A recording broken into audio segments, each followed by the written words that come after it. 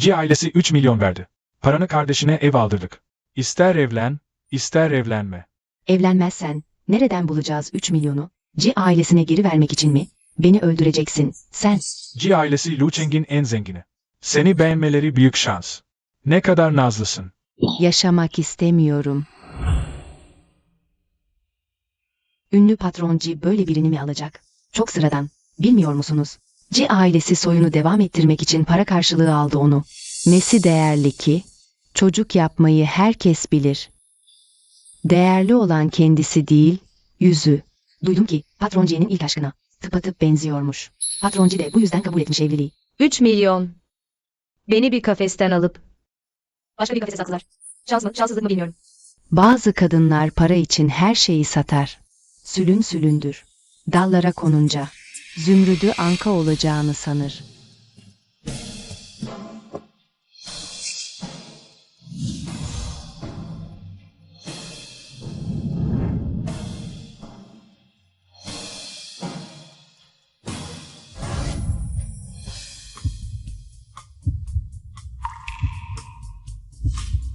Ben Ji Ling Yuan, kimi istersem onunla evlenirim. Dışarıdan kimsenin söz hakkı yok. Sensin. Hey küçük kız, bu yol gece tehlikeli. Abiler seni götürsün. Bize bir şeyler ısmarla. Kaçma. Küçük kız, abin çantana taşısın. Bırak beni. Bırak.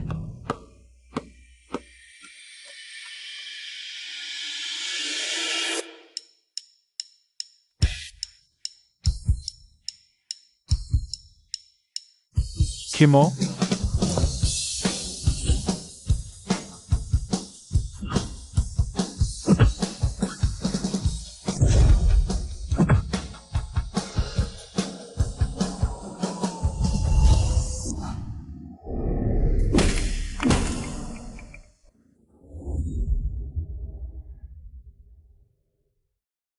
O an korunmanın nasıl bir his olduğunu ilk kez anladım. Çok sıcaktı. Sensin. Başka kim olacaktı? Boş insanlar dedikodu yapmayı sever. Benimle evlenirsen daha kötü şeyler duyacaksın. Takma kafana. Burada öylece duruyorsun. Ayağın mı ağrıyor? Ayakkabı mı rahatsız ediyor?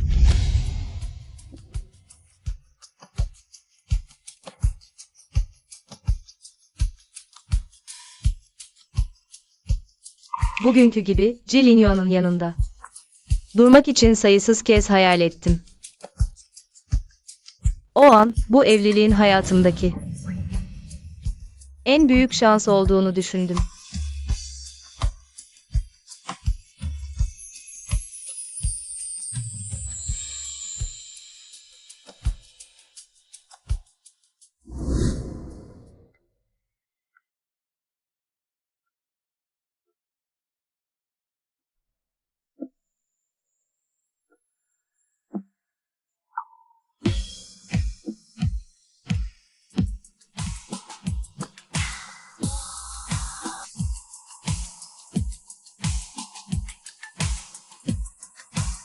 Ne güzel bir yüz. Sana dokunacağımı mı sandın? Ne demek istiyorsun? Seni aldığıma göre dışarıda. Ji ailesinin genç hanımefendisisin. Gerekli olan her şeyi yapacağım. Eve döndüğümde lütfen unutma, sen bizim Ji ailesinin parayla satın aldığı bir işçisin. Ömrüm boyunca sana dokunmayacağım.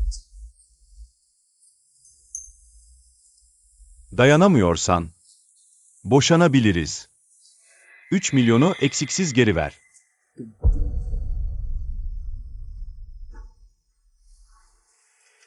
Değerli olan o değil, o yüzü. Duyduğuma göre patron Ci'nin ilk aşkına benziyormuş. Tıpatıp aynısıymış. Bu yüzden patron Ci evlenmeyi kabul etmiş. Yani ben gerçekten ona o kadar mı benziyorum? Onunla kıyaslanmak senin haddine mi? Sadece ona benzediğim için. Senin tarafından ezilmeyi hak ediyorum. Bu tam da senin istediğin şey değil mi? Bu yüzün hatırına. Seni memnun edeceğim. O zaman onu o kadar seviyorsan, neden onu geri getirmiyorsun?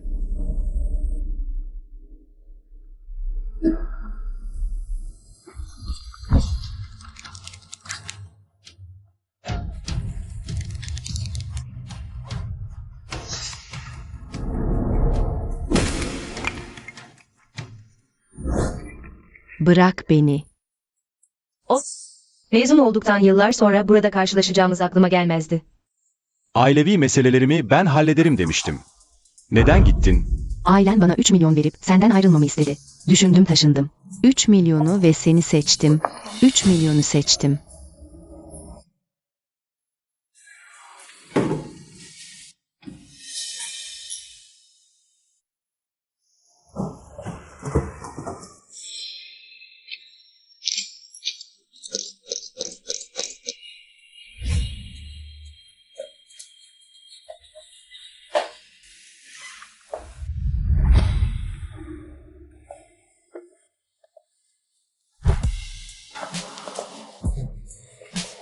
Şans Han, gitme, Şans Han.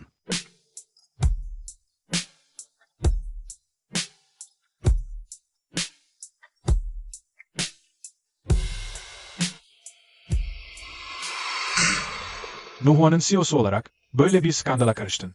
Beni öldüreceksin. Sadece bir gecelik bir şeydi. Normal bir erkeğim. Neden bu kadar sinirleniyorsun? Şirketin CEO'su olarak böyle dedikodulara bulaşmamalısın. Onunla evlen. Böyle bir fırsatçı kadın. Patron Jien'in gelini olmaya layık mı? Nasıl Şanşan'a bu kadar benzeyebilir? Onu araştırdım. Sorun yok. Böyle yap. Onunla evlen. Sahip olduğum şirket hisselerini. Tamamını senin adına devredeceğim.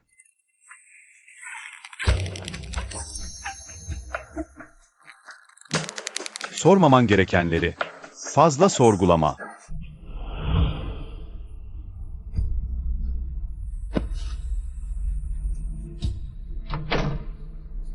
Benim gibi biri.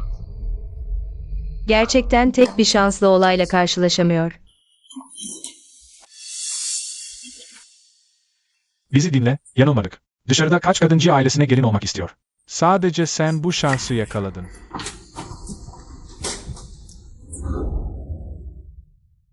Siz ne işiniz var burada? Patron Jin'in ailesi gerçekten çok zengin. Bu konum, bu alan ve bu dekorasyon hiçbiri ucuz değil. Wing Chen. Patroncu sana iyi davranıyor mu? Oldukça iyi. Eğer sana kötü davranmaya cesaret ederse bize söyle. Bizim ailemizde de insan yok değil. Ji ailesini umursamıyorum. Bu en zengin olup olmadıkları önemli değil. Bir şekilde hakkımızı alacağız. Anne, Wing Chen. Boss Jane şirketinde kardeşime bir iş ayarlayabilir misin? Bir pozisyon bulabilir misin? iş ayarlamak.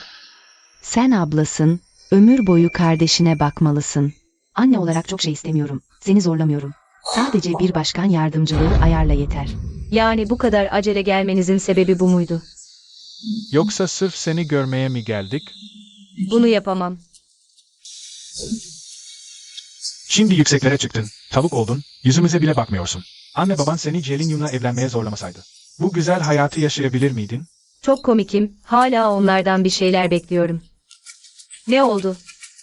3 milyon harcamana yetmiyor mu? Benden daha ne kadar para koparmak istiyorsunuz? Seni nankör kız. Vicdansızsın. Benim evimde benim insanımı mı dövüyorsun? Yüzün kalmadı mı? Hayır, Bozci, bu kızım. Küçüklüğünden beri şımartıldı, hizmet etmeyi bilmez. Ben sadece sizin adınıza onu eğitiyordum. Defol. Jelin Yun, sen ve ablam evlendiniz. Babam artık senin de baban, kendi babanı dövüyorsun. Bu çok ayıp. Başına yıldırım düşer. Evden hırsızlık. Bu suç seni yıllarca hapiste tutmaya yeter.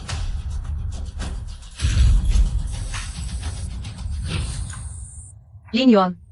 Önce onların gitmesine izin ver. Birazdan anne baban gelirse. Herkesin yüzü kara çıkar. Önce siz gidin. Şenki'ye iş ayarlama konusuna gelince. Lin Yuan'a söyleyeceğim. Gidin artık. Bari biraz vicdanın varmış. Öyle bir oyun mu oynuyorsun? Bana acıdırmak mı istiyorsun? Eğer Bozci böyle düşünüyorsa. Az önce neden bu kadar sinirlendin? Yaşayan nankör bir kurdu ilk defa görüyorum. Bu işe karışmasaydın, onlar bende öfkelerini attıktan sonra. Evlerinden derlerdi. Sen ben Jielin Yuan'ın karısısın. Sana böyle davranmaları, benim yüzüme vurmak demek. Köpek döverken bile sahibine bakar. Anlıyor musun? Jielin Yun. Ji ailesinin istediği şey soyunun devam etmesi. Onlara senin bana dokunmayacağını söylersem. İstediğin huzur kalmaz. Tilki kuyruğunu saklamıyorsun. Öyle mi? Şöyle yapalım. Jill, Beni burada bekliyordun. sonuçta bayancı olmak çok zor bir iş. Biraz daha fazla istememde bir sakınca yok. Başkalarının kötü yaşaması. Onların kaderi kötü. Senin kötü yaşaman ise kendi suçun. Onları yurt dışına gönder, asla geri dönmemeleri için. Neden sana yardım edeyim? Karşılığında. Onların önünde mükemmel bir bayancı rolü oynayacağım. Hesaplarını çok akıllıca yapmaya dikkat et. Kaybedeceğin kendi zamanın olur.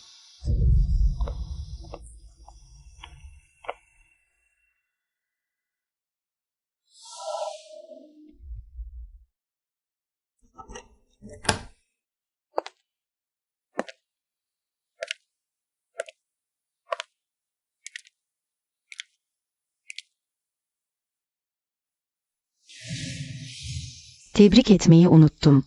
Patronci, evliliğiniz kutlu olsun. Asistansan, istediğin şeyler biraz fazla değil mi? Ben babanın asistanıyım. Biraz daha fazla istememde bir sakınca yok. Anlaştık. Sen hisse alacaksın, ben parayı. Sevgilim ol. O zaman para olmaz.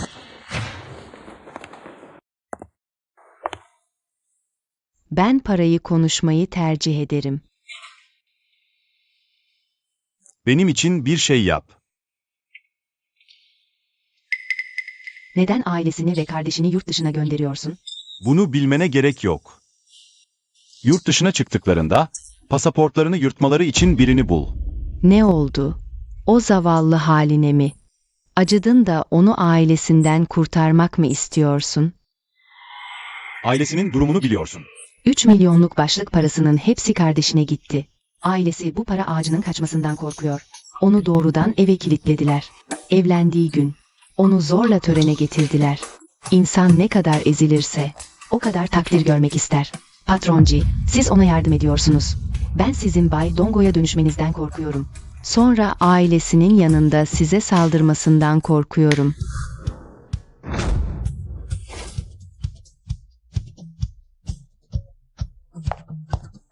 İyi günler patronci. Bu da bayancı olmalı. Kim olduğu sizi ilgilendirmez. Ona yeni kıyafetler alın. Tamam patronci. Jilin Yuan. Kimliğim bu kadar saklanacak bir şey mi?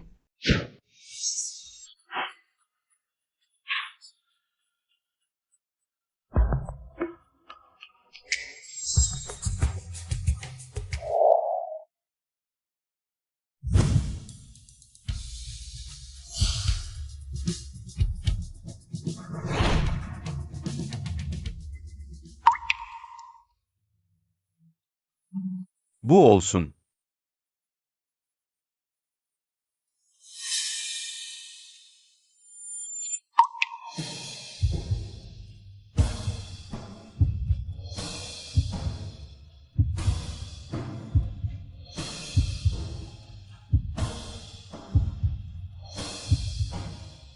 Önceki setleri de paketleyin. Gerek yok. Bayan Jien'in gösterişli birkaç kıyafeti olmalı. İş üniforması olarak düşünelim. Gerek yok, param var. Şimdi bu tavırların ne anlamı var? Ne demek istiyorsun? Para düşkünüysen öyle davran. Hiçbir şey istemiyormuş gibi yapma. Bu evlilikten sıyrılacağını sanma. Evlilik teklifi sizden geldi, başlık parasını ailem aldı. Kurban sizseniz, ben de değil miyim? Bu evlilikte ne kazandın? Senin hor görmen. Ailenin küçümsemesi. Bunu sen istedin. Bana bu kadar mı aşıksın? Ne kadar zor olursa olsun. Katlanacaksın. Neden biliyorsun? Yapmadığın şey bilinmez. Şimdi eve gel, senin sıran. O gece barda tamamen sarhoş değil miydi? Beni bilerek mi seçti? Wing Chen. Artık Lin Yuan'ın eşisin. Novartis'in müşteri eşleriyle düzenli iletişim kur, ilişkileri sürdür. Lin Yuan'ın destekçisi ol. Tamam, anne. Bu zahmetli işi. Asistan Sun'a bırak. Eşim hizmetçi değil. Her şeye evet deme. Anladın mı? Baba, konuşmam lazım. Tamam.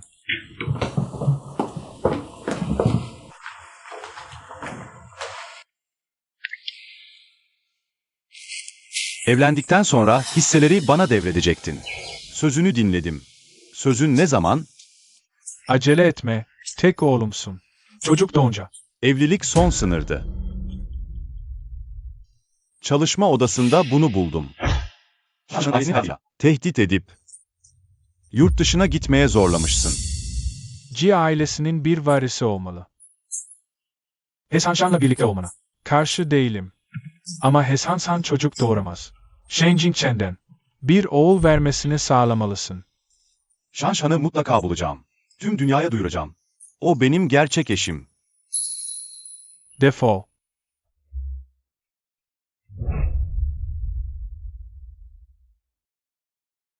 Yani Jielinyun. Ben sadece hisse değişimi için kullandığın bir piyon muyum? Ne oldu Cibey? Bu saatte. Aklına mı geldim? Bir iyilik yap.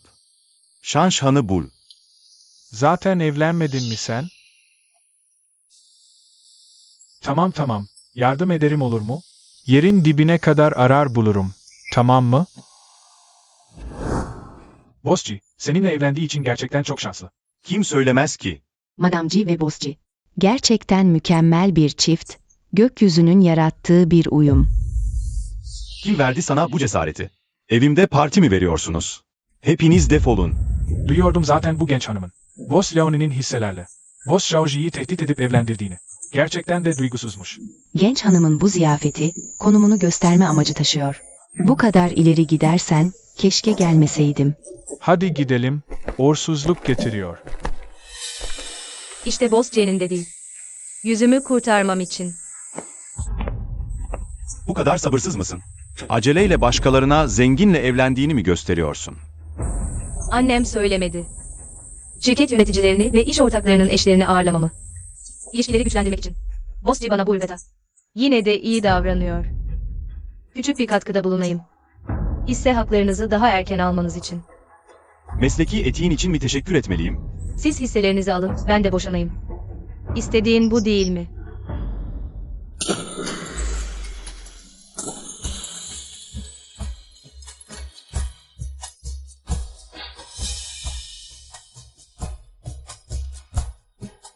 Bunları hizmetçiler yapsın. Ben hizmetçi değil miyim? Pekala, konumunu biliyorsun. Bu yeterli.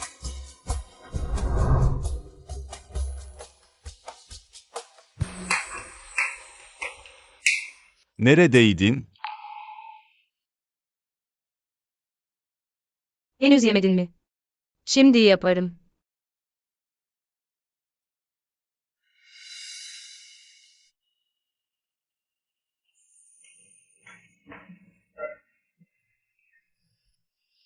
Sen yemiyor musun?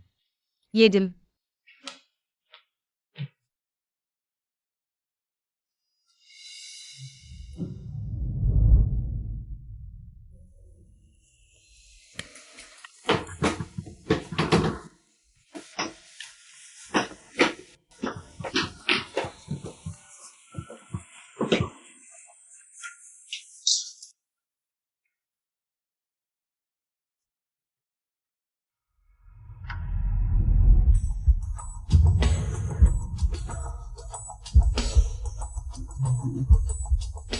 Beni daha ne kadar görmezden geleceksin?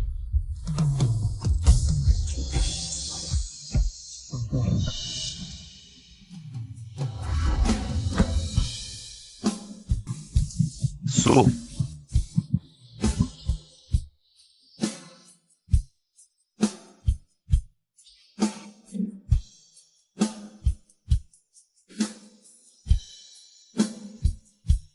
Shen Jingchen.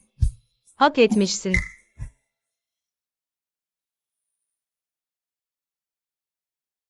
Yerin dibine kadar aradım, hala hiçbir iz yok. O zaman bırakalım gitsin. Arama artık. Karınla iyi geçin hayatını, hem de. Bu kadar zamandır evlisin. Karınla hiç duygu yok inanmıyorum.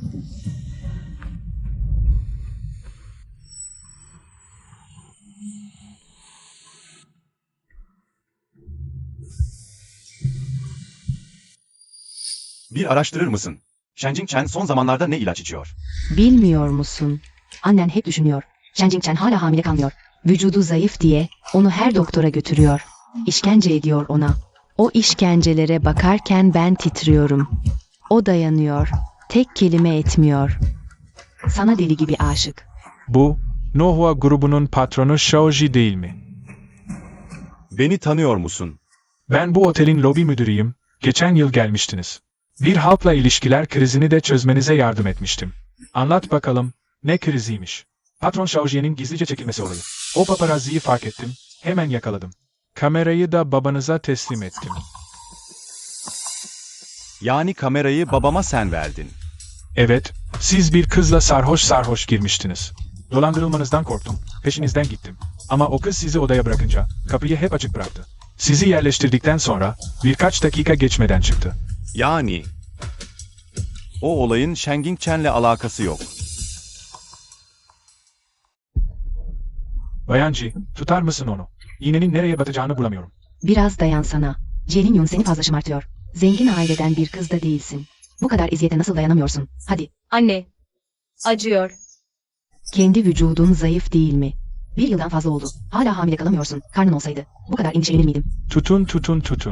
Hadi çabuk.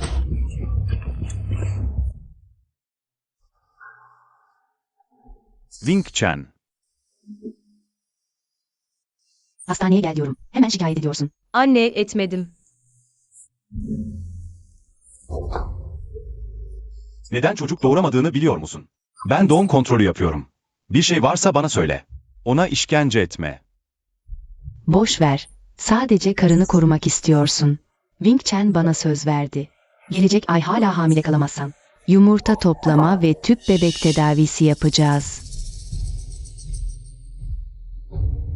Çocuk yapmak bizim kendi işimiz. Endişelenme anne. Git. Git.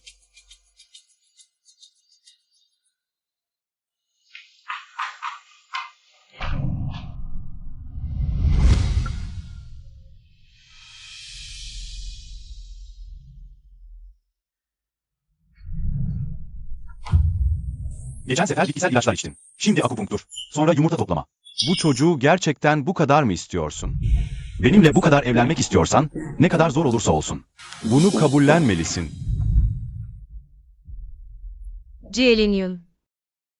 Senden hoşlanmak. Hayatımın en büyük hatasıydı. Değişeceğim.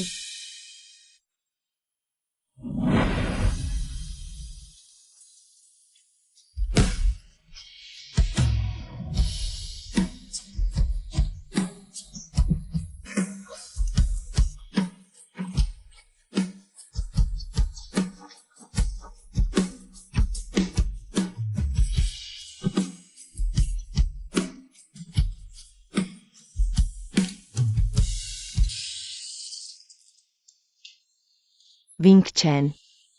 Geçen sefer verdiğim ilaçları bitirdin mi? O ilaçlar biraz acı olsa da içmelisin. Çok etkililer. Hepsini içtim, anne. Peki neden hala hamile kalamadın? Pekala. Sana bir uzman ayarlayayım. Tüp bebek yapalım. Tebrikler. 40 günlük hamilesiniz. Bir sonraki gelişinizde kapsamlı bir kontrol yapalım.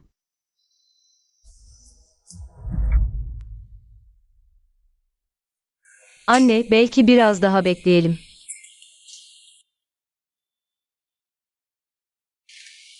Alo, Bu akşam dışarıda yemek yiyelim, bir restoran ayarladım.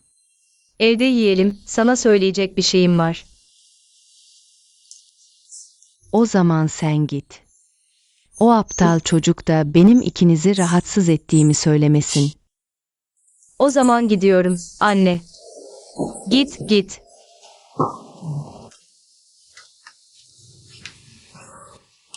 Alo.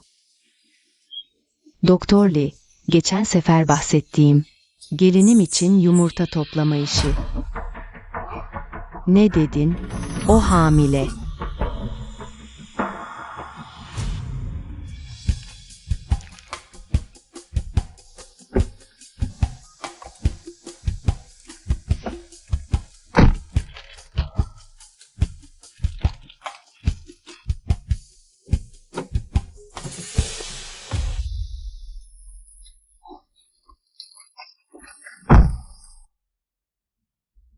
girişi çıkış kayıtlarını araştırdım. Hasan, senin düğün gününde geri dönmüş. Ne dedin? Bunu hiç görmedin, değil mi?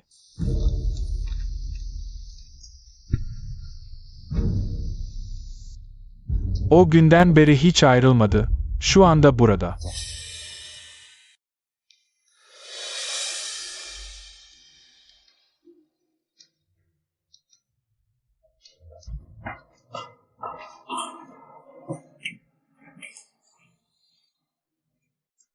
Daha çok erken, 2 yemek daha var. Bırak artık. Shenjing Chen. Boşanalım.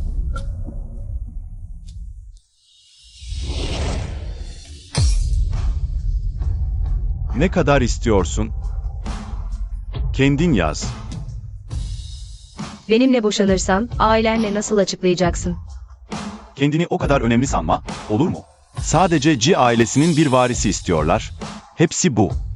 Kimden doğurduğunun ne önemi var? Doğru.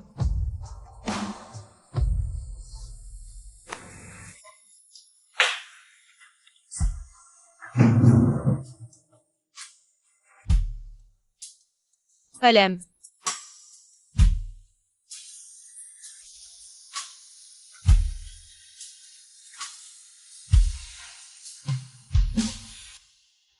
Bunu tekrar düşünebilirsin. Gerek yok. Az önce ne diyecektin?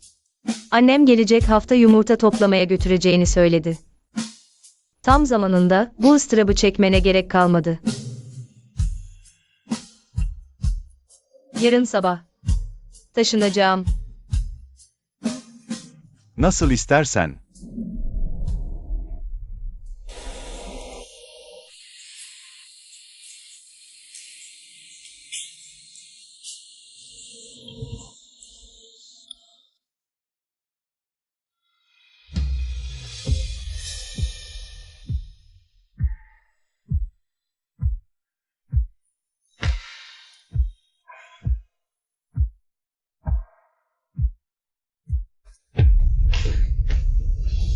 Jielinyun. Neden hala onu düşünüyorsun? Ama bana bu boş, anlamsız sevgiyi gösteriyorsun. Neden?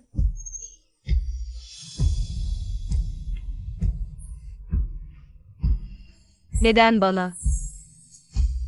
Beni birazcık sevdiğini hissettiriyorsun.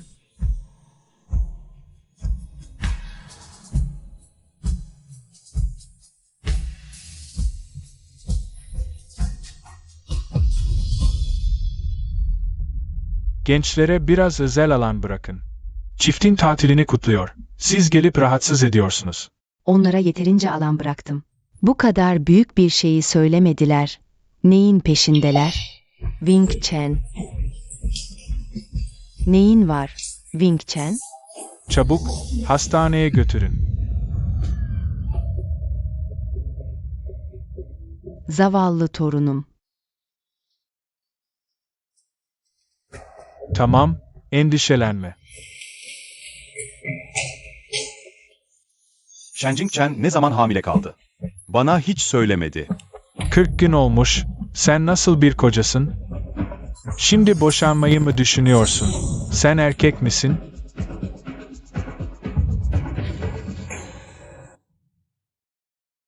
Doktor, torunum nasıl? Jielinyun.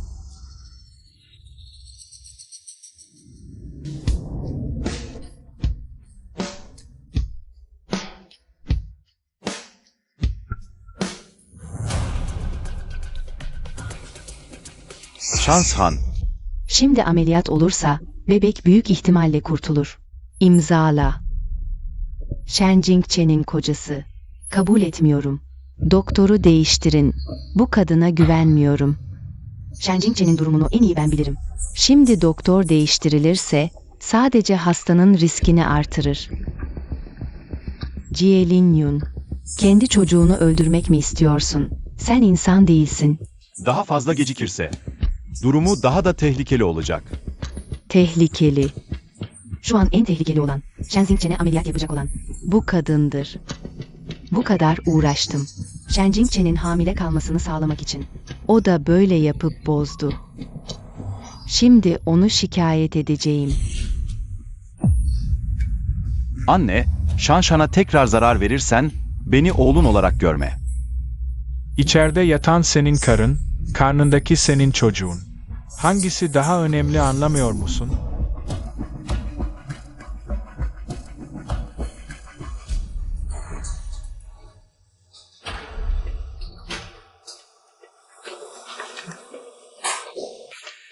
O nasıl? Neyden endişeleniyorsun? Ben doktorum. Tıbbi etiğim var. Şu ana kadar anne ve bebek sağlıklı.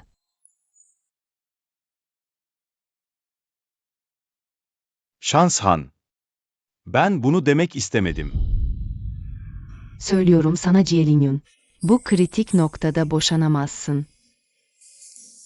Biraz az konuşsan, şimdi önemli olan. İçeridekini sakinleştirmek. Yeter ki Shen Jingchen. Bu çocuğu doğursun. Kimin olduğu önemli mi? Bu aile nasıl böyle? Lütfen beni biraz sonra dışarı itin. Tamam. Şimdi hiçbir şey düşünme. İyi dinlen. Bu gece burada seninle kalacağım. Jelinyum. Sorumluluk duygun bir bıçak gibi. Bana ne kadar iyi davranırsan, o kadar çok incitiyorsun. Wing Chen. Normalde taktığım saati gördün mü? Ah, onu bakıma götürdüm.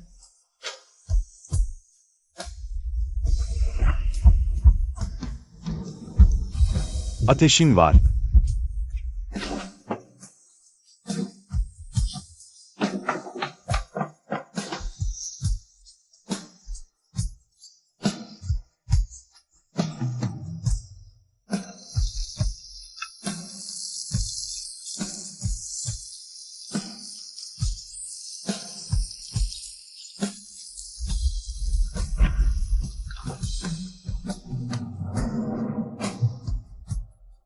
Belki dışarıdan söyleyelim.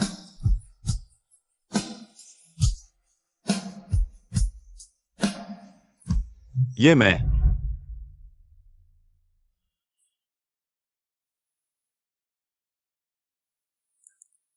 ...23 numara, Doktor He seni ofisine çağırıyor. Tamam.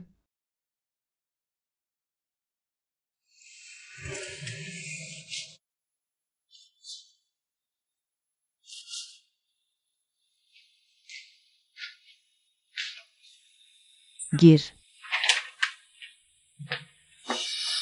Sonunda beni görmeye geldin. Otur.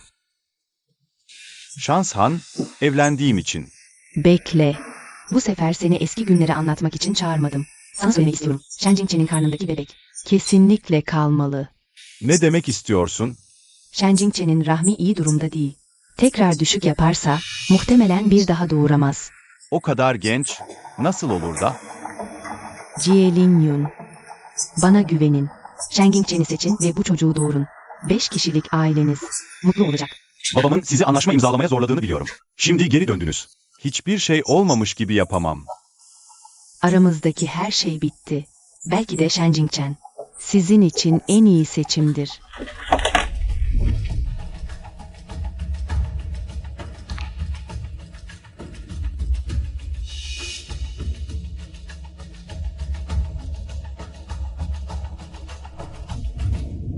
Eğer Wing Chen bu çocuğu tutmak istiyorsa, onları yalnız bırakamam. Şanshan, ne istiyorsun? Verebileceğim her şeyi. Sana vereceğim. Benim için. Sen mutlu olduğun sürece ben de mutluyum. Geçmişte olanları geçmişte bırakalım. Bu arada Shen Jingchen'e söylemeyin. Artık düşük yapamayacağını. Sadece ona söyleyin. Bu çocuğu dört gözle beklediğinizi ve onu tutmak istediğinizi, bu yeterli.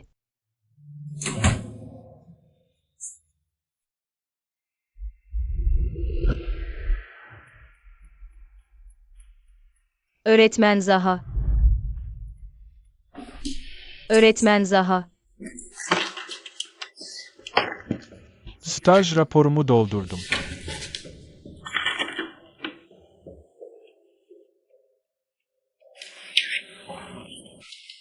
Teşekkür ederim, öğretmen Zaha.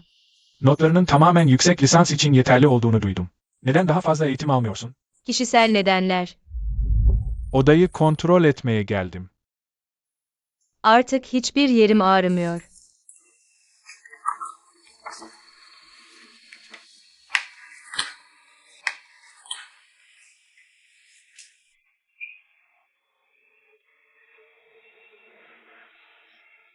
Sözünü ettiğin kişisel nedenler. Seni sevmeyen bir adamla evlenmek. Ve sonra kendi hayatını feda etmek mi? Dün gece olanları biliyorsun. Bütün bölümde konuşuluyor. Sizin için başka bir doktor bulayım. Neden seni sevmeyen bir adam için? Kendine eziyet ediyorsun. Bu çocuğu istemiyorum.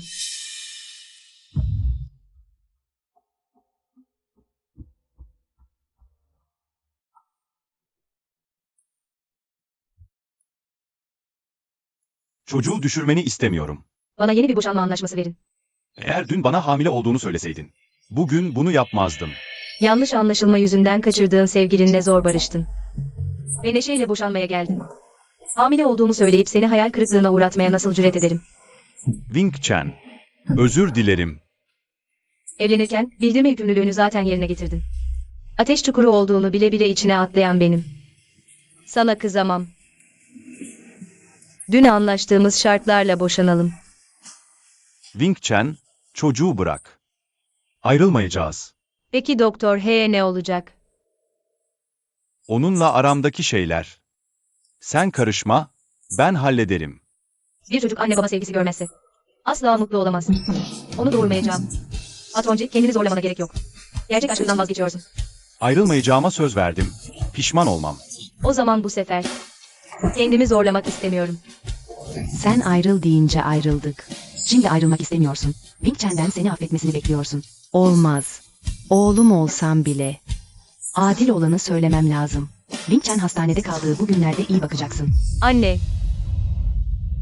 Beni ikna etmeye çalışma. Tamam, anladım. Kesin Hasan San sana bir şeyler söyledi. Wing Chen, sakın ona inanma. Eskiden Lin Yuan'ı baştan çıkarmaya çalıştı. Ben kovdum. Bu yüzden bizi kim besliyor? Lin Yuan'ın iyi olmasını istemiyor. Yeter anne. Aslında sen onun ailesinin hayatıyla tehdit edip onu yurt dışına gitmeye zorladın. Nasıl olur da iftira atarsın? Şansan başından beri sadece Wing Chen'in sağlığını düşündü. Peki sen? Lanet olası miras için. Hasan San, göreyim bakalım sana nasıl bir büyü yaptı da. Hala gerçeği göremiyorsun. Anne, Kalk. Evli bir adamı baştan çıkarmak, başkasını kürtaj yapmaya teşvik etmek. Doktor olmaya layık mısın? anne, lütfen saçmalamayı bırak. Shen Jingchen senin gelinin. Neredeyse onun yüzünden ölüyordu. Sen hala onu koruyorsun. Ben kimseye zarar vermedim. Neden beni rahat bırakmıyorsun? Eskiden babamın böbrek yetmezliği vardı. Diyalize girmesi gerekiyordu. Sen hastanelerin bizi kabul etmesini engelledin. 1. kattan 5. kata kadar diz çöktüm. Hiçbir hastane beni kabul etmedi. Sonra oğlundan ayrıldım. Torununu korumak için elimden geleni yaptım. Onu benden uzaklaştırdım. Shen Jingchen'in yanına geri döndürdüm. Benden başka ne yapmamı bekliyorsun? Ne yapmam gerek ki beni bırakasın? Anne, nasıl böyle yapabilirsin? Ben yapmadım. Onun yalanlarına inanma. Burası hastane ofisi. Hasta yakınlarının bağırıp çağırıp kavga ettiği bir yer değil. Eğer anneni alıp hemen buradan gitmesen, güvenliği çağıracağım. Teyze, yalvarıyorum bana yaşama şansı ver. Bırak beni. Eğer gerçekten beni beğenmiyorsan. Bizim Zaha müdürümüz doktorlar arasında en genç yardımcı başhekim. Shen Jingchen'in doğumunu onun üstlenmesine izin verin. Shen Jingchen kesinlikle sağ salim. Bebeğini doğuracak. Ben de adı sanı bilinen bir insanım. Gelinliğim için olmasa. Yüzümü karşıya getirip böyle kavga eder miyim? Sadece onun iyi olması yeterli. Ben de sorun çıkarmak istemiyorum. Hasta hastanemizde kaldığı sürece elimizden gelenin en iyisini yapacağız yardım etmek için. Siz iki. Lütfen çıkın. Hasan San seni bana devretti. Durumunu bir daha kontrol edeyim. Ameliyat tarihi ayarlayalım. Ben başka bir doktora geçmek istiyorum. Neden? Hastanede kaldığım süre boyunca hem azar işitmek hem de sınav olmak istemiyorum. Sen doktor olmak istiyorsun. Ben de elden gelen her şeyi yapıp sana yardım ederim. Her şeyde sınav, her an sınav. Madem sen kendin vazgeçtin. Ben de boşa konuşup vakit kaybetmeyeyim.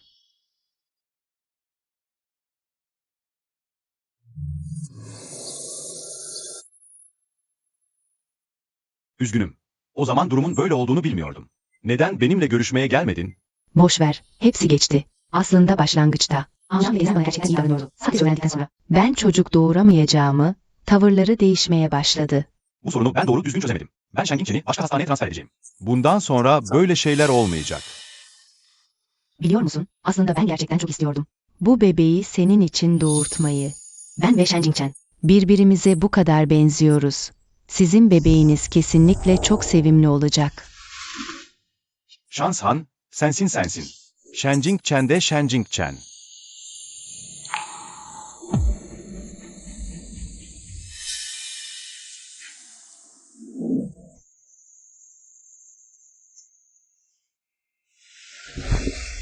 Doğum gününü hastanede geçirmek zorunda kaldın. Üzgünüm. Hala hatırlıyor musun? Elbette hatırlıyorum. Biz söz vermedik mi? Bundan sonra tüm doğum günlerini birlikte geçireceğiz diye. Hasta. Asistan bugün doğum günün olduğunu söyledi. Şirket sipariş etti. Ben doğum günümü kutlamam. Kutlamayacaksam atıp gideceğim. Çünkü annem der ki, benim doğum günüm onun acı günüdür. Küçüklüğümden beri doğum günü kutlamak istediğimde dayağımı yer, azarımı işitirdim. Ben de sık sık merak ederdim. Neden ben? Bu dünyaya gelmek zorundaydım. Pastayı tut, tatlı olarak ye. İsa'nın çile gününü bile kutluyorlar. Neden doğum günü kutlanmasın? Bundan sonra her yıl kutlayacağız. Ben senin için kutlayacağım. Bana bu kadar iyi olmana gerek yok.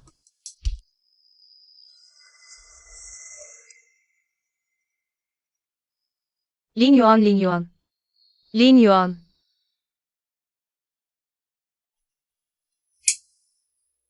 Doktor.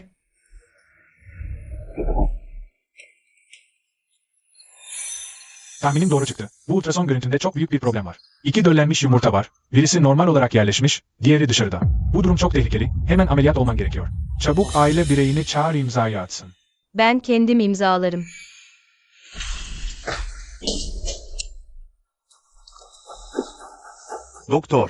Doktor.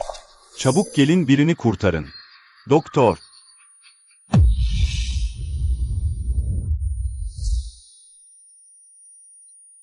Sana daha önce de söyledim. Sadece düşük kan şekeri, endişelenme benden. Eski hastalığım. Bana aniden telefon ettin. Sesin bir fısıltı gibiydi. Ben nasıl endişelenmeyeyim ki? Biliyorum sana telefon etmemem gerekirdi. Ama gerçekten dayanamadım. Bu durumda bu kadar çok şeyi düşünmene gerek yok.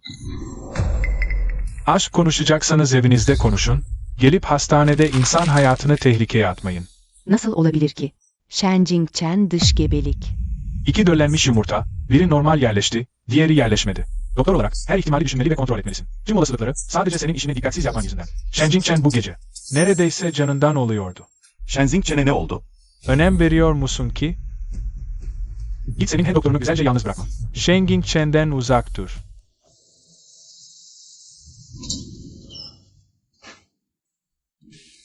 Bu yataktaki hasta nerede?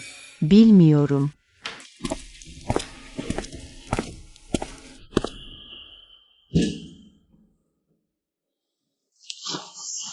Shenzing Chen nerede? O seni görmek istemiyor. Jelin Yun, ne yapıyorsun sen? O benim karım.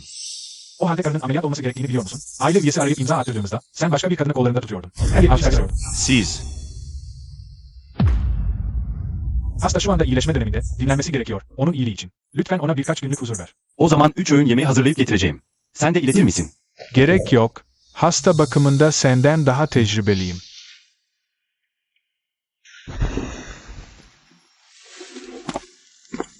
Tüm işlemler tamam. Seni geri götüreyim. Teşekkürler Doktor Zaha. Daha önce bahsettiğim ameliyat. Ne zaman planlandı? Mevcut sağlık durumun bu ameliyatı kaldıramaz. Neden?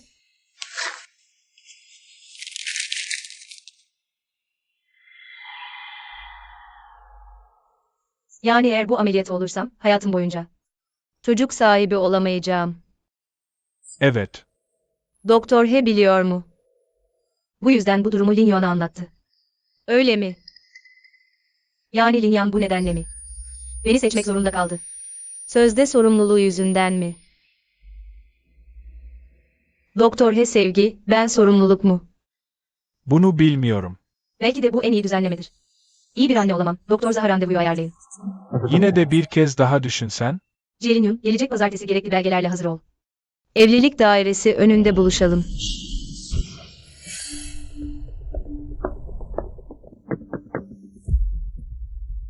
Patron G seninle konuşmak istiyor. Gelecek pazartesi doğrudan evlilik dairesi önünde görüşürüz. Patron Lao Jian bahsediyor. Sunfan'dan duydum. Lin Yuan'la boşanacakmışsın. Boşanmak hem onun hem benim için iyi. Esansan konusuna gelince. Lin Yuan gerçekten kötü davrandı. Ama yolunu şaşırmışken geri döndü. Belki. Ona bir şans daha vermelisin. Üzgünüm, iyi niyetinizi boşa çıkardım. Shen Jingchen. Nasıl? Bizimci ailesine girdiğini çok iyi biliyorsun. Bu açık fiyatlı bir iş anlaşmasıydı. Boşanma hakkın yok. Hakkım yok mu? O zaman beni dava edin. Mahkeme size söyleyecek. Bu hakkım olup olmadığını. Peki ya sana bir miktar daha para versem? Karnımdaki doğmamış çocuğu satın almak için mi? Boşanmak istemenin nedeni. Jilin Yuan'dan güvence alamadığını düşünmen. Tamam, adıma kayıtlı hisselerin %3'ünü sana vereceğim. Çocuk doğduktan sonra da %2 daha eklerim. Ne dersin? Bu küçümsenmeyecek bir bedel. Yaz böceği buza laf anlatamaz. Bayan Shen, bir kelime konuşabilir miyiz? Konuşacak bir şeyimiz yok. Gerçekten mi? Bayan Shen, neden bu kadar ısrar ediyorsunuz boşanmakta? 3 aile üyeniz geri döndüğünde, bir servet ağacının eksik olduğunu öğrenince. Kesinlikle size iyice nasihat edecekler. C ailesinin gelini, bu kadar iyi bir iş. Neden bu kadar acele istifa ediyorsun?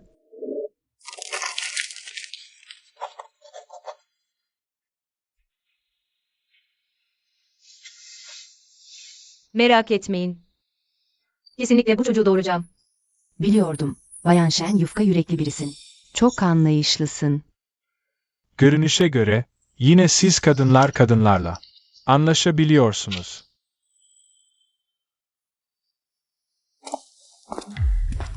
Boşanmak istiyorsun? Tamam. Boşan. Shen Wingchen, pişman olma. Cuma'yı beklemeye gerek yok. Şimdi boşanalım. Hemen nüfus dairesine gidelim.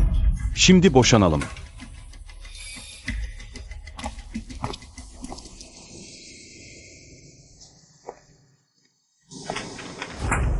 Bunu imzala, sonra nüfus dairesine gideriz.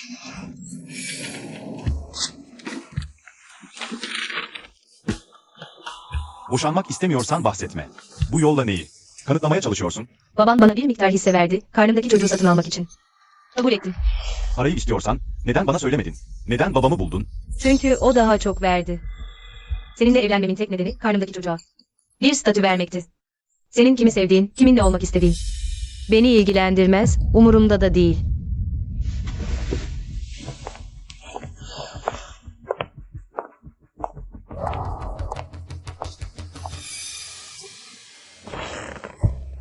Az önce geçen o kişi. Shen Wingchen miydi? Tanıyor musun? Okulumuzun süper zekisi. O zamanlar, Winghua Pekin puanıyla bizim o berbat üniversitenin tıp fakültesine girdi. O zamanlar tüm okulu salladı. Ama şimdi bakınca, görünüşü. He Shanshan'a benziyor biraz.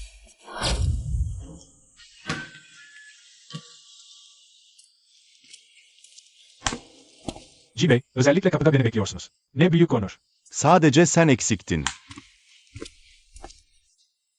Sensin. Sen kimsin? Yoksa Bekle. Karının adı da Shen Wingchen mi? Acaba bu Shen Wingchen mi? Bey, gerçekten insan değilsin. Shen Wingchen ile evlenmenin nedeni. He Shanshan'a benzemesi mi? Neyse ki boşandık. boşanmadık. Boşanmadıysan beni neden çağırdın? Aslında senin ablayı tanımanı istedim. Peki Shanshan ne olacak? Eğer Shen Jingchen o okuldan biri ise o gece.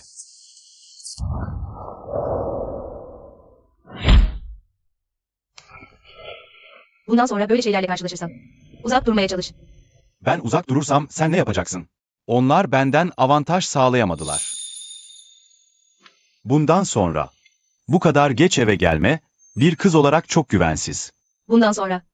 Beni rahat bırak. Teşekkür ederim.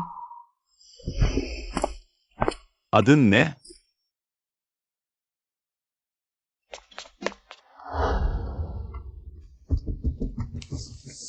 Alo Şanshan. Tamam, hemen geliyorum. Endişelenme.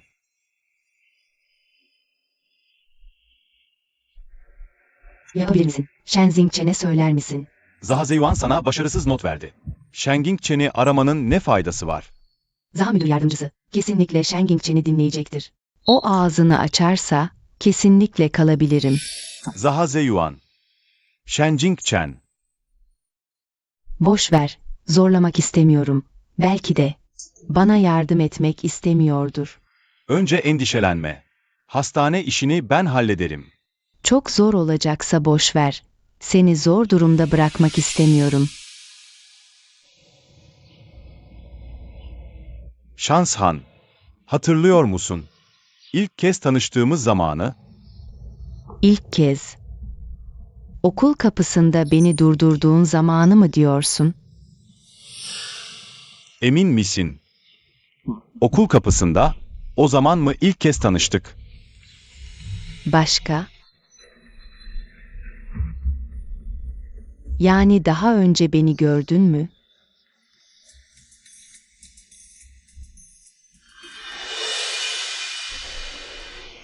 Hastane işi için endişelenme, eğer başka yardım edebileceğin bir şey varsa, çekinmeden söyle. Bu, sana olan telafim. Benimle araya çizgi çekmek mi istiyorsun? Özür dilerim.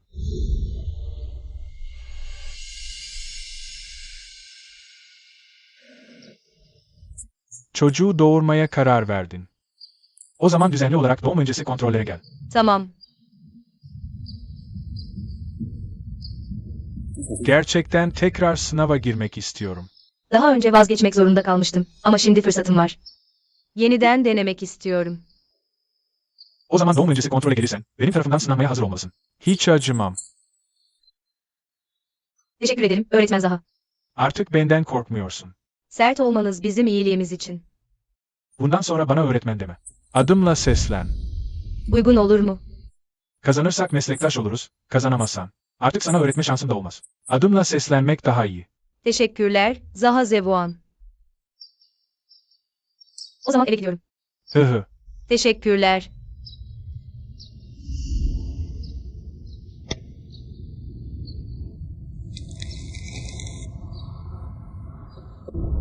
Benden bu kadar aceleyle boşanmak istemen, onun yüzünden, değil mi?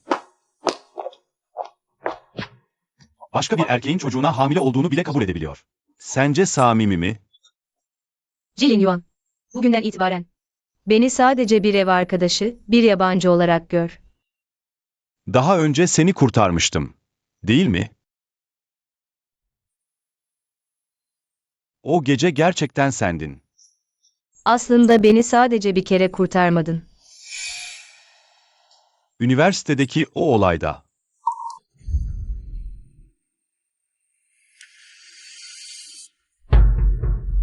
Profesör. Beni takip edersen, istediğin fırsatı elde edersin. Ama haddini bilmezsen, bundan sonra fakültede. Bırak beni. Bırak beni, Şan. Bu yaşta utanmaz herif.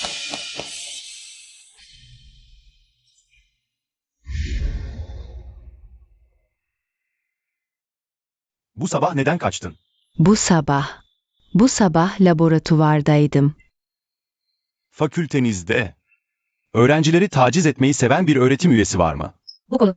Herkesin öfkelendiği ama sesini çıkaramadığı bir mesele. Artık harekete geçme zamanı geldi. Jilly, Feng yine iyilik yapmaya hazırlanıyor. O da senin için, sana sakin ve temiz bir öğrenme ortamı sağlamak için. Teşekkürler. Demek bana her yardım ettiğinde beni kız arkadaşı sanmış. Aslında bir kez daha var. Üniversite tercihleriyle ilgili olan.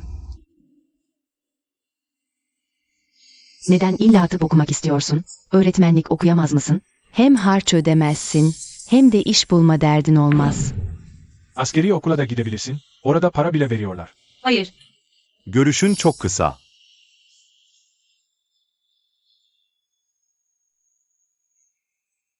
Tıp okursan, ileride hastalık olursa hastanede tanıdığın olur. Şimdi tedavi olmak ne kadar zor. Hastalar rastgele kırmızı zarflar veriyor. Okul ücretini geri kazanırsın. Tıp da olabilir ama Luchen Üniversitesi'ne başvurmalısın. Başka şehre gidemezsin. Ama kaç kere beni kurtardığın önemli değil. Bu bir yılda borcumu ödedim sayılır. Ama ben hiçbir şey bilmiyordum. Sen hesaplar kapandı diyorsun. Öyle mi? Bana adil mi geliyor bu? Adil. Patroncu ne adaleti istiyor?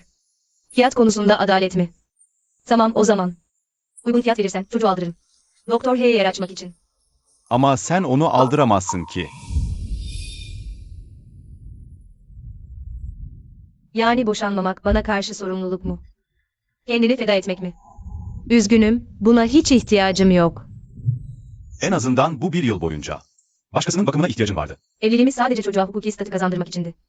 Kiminle olursan ol, karışmam. Eğer yoluna engel olduğumu düşünüyorsan, buradan taşınabilirim. Yer açmak için. Tamam, taşın. Yarın yer bakmaya başlarım. Birkaç gün idare et. Neden ev aramana gerek var ki? Direkt taşınabilirsin. Doktor Zao'nun evine. Otele taşınırım. Yarın taşınırım. O kadar zahmete gerek yok. Ailenin o 3 milyonu kardeşine ev almak için verdi.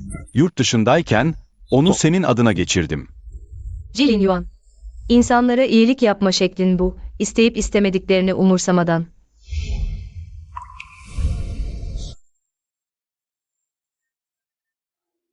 Shen Yilchen vazgeçti. Boşanma düşüncesinden. Patroncu, bana nasıl teşekkür edeceksin? Ne yaptın ki? Onun zayıf noktasını elinde tutarsan, tabii ki sana her istediğini verecektir. Bununla mı tehdit edeceksin onu? Daha önce patron Lauji ona %5 hisse verdi. Ama yine de ağzını açmadı. Başka ne yapabilirim ki? Şimdi boşanırsanız, önceki her şey boşa gider. Çocuğu doğursun yeter. Sen ve Hesan-san, beraber olamaz mısınız? Bir daha böyle kendini beğenmiş işler yapma.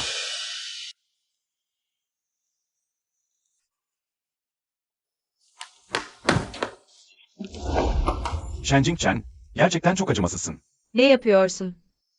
Sadece sinirle birkaç laf ettim. Bana. Bir yol vermez misin?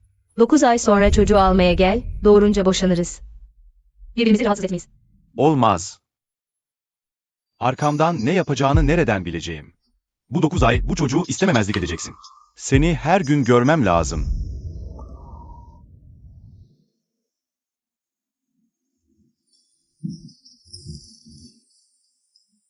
Bavul.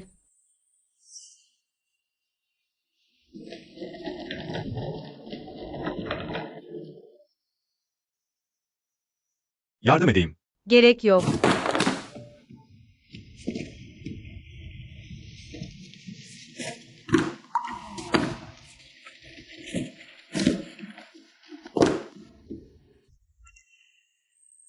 İmdat!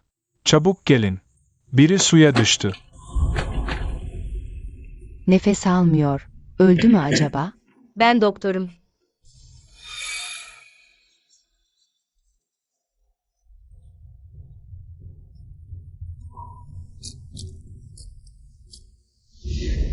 Sen de tıp okuyordun. Seni ilgilendirmez. Benimle evlendiğin için kendi hayatından vazgeçtin. Değil mi? Seni ilgilendirmez. Sen ve Zaha Zeyuan.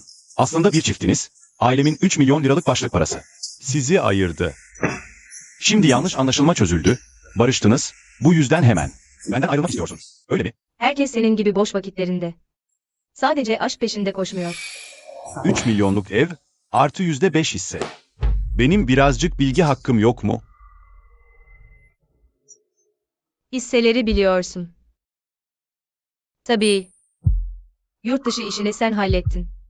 Senden başka. Kim bu numarayla beni tehdit edebilirdi ki? Bir yandan duygusal kartı oynayıp boşanma diyorsun.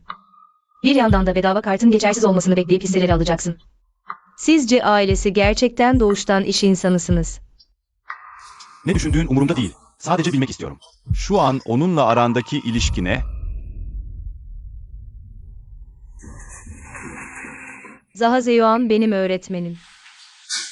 Staj dönemi benim için çok zordu. Her gün üstüme yığılan sınavlar vardı. Cevabımda en ufak bir kusur olsa hemen azar işitirdim Zhao Ziyuan'ın bana karşı. Bir öğretmenin öğrencisine duyduğu beklentiydi, benim ona karşı. Sadece bir öğrencinin öğretmenine duyduğu saygı. Ama bu hastanede seninle ilgili onun sert bir yanını görmedim. Çünkü artık doktorluk yolundan vazgeçtim. Benimle boşa konuşmamın ne anlamı var dedi. Belki de sana daha iyi huylu bir hoca bulayım. Benim işlerimle ilgilenme. Boşanmadığımız sürece sen benim karımsın. Bunların hepsini bilmek benim görevim. Sınavına hazırlanacaksan, evdeki bu sandalyeler uygun değil. Sana ergonomik bir sandalye alayım. Kendim alırım. Alınacak daha çok şey var. Hamile yastığı, yağlar, vitaminler, kıyafetler, ayakkabılar ve makyaj malzemeleri. Belki. Birlikte alışveriş merkezine gidelim. Olur. Yarın öğleden sonra. Sabah bir toplantım var. Bittikten sonra seni bulurum. O halde doğrudan AVM'de buluşalım. Tamam.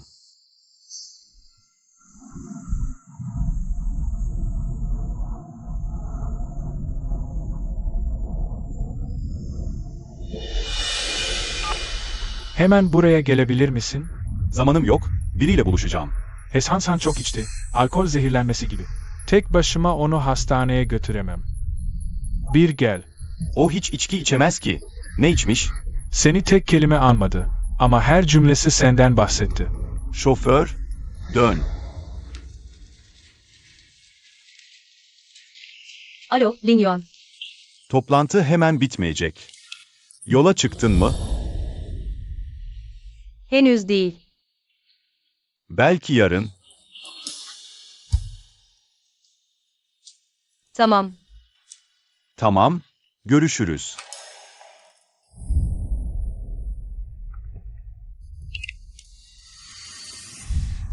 Öğretmen Zaha. Şu an müsait misiniz? Bir sorun buldunuz mu? Endişelenme. Asistanım izin aldı. Zamanın var mı? Onun yerine gelebilir misin? Tamam, hemen geliyorum.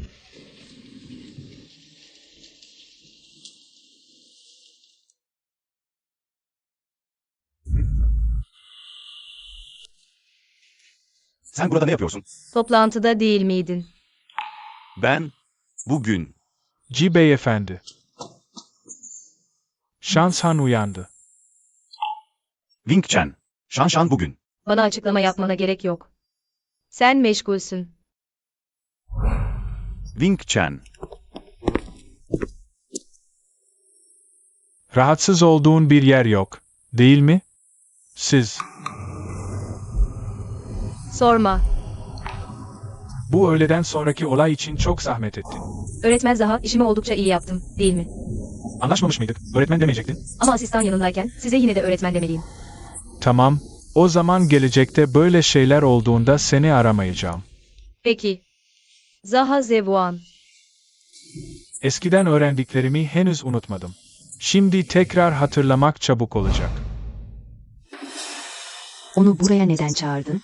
Alkol alerjin var. Bu kadar çok içiyorsun. Sen bir doktorsun. Bunun ne kadar tehlikeli olduğunu bilmiyor musun? Şu anki görevin, karına iyi bir şekilde bakmak. Ve onun karnındaki çocuğa, benim ölüm kalımım. Senin ne alakası var ki? Sen bu haldeyken, seni görmezden gelebilir miyim?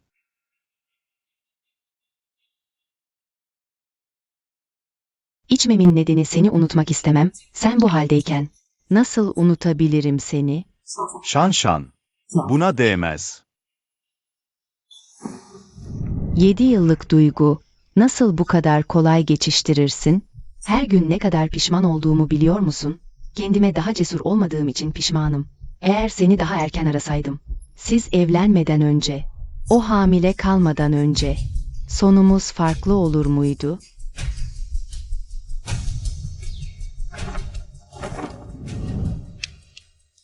Özür dilerim. Daha iyi bir adamla karşılaşacaksın. Özür dilerim. Lin Yuan.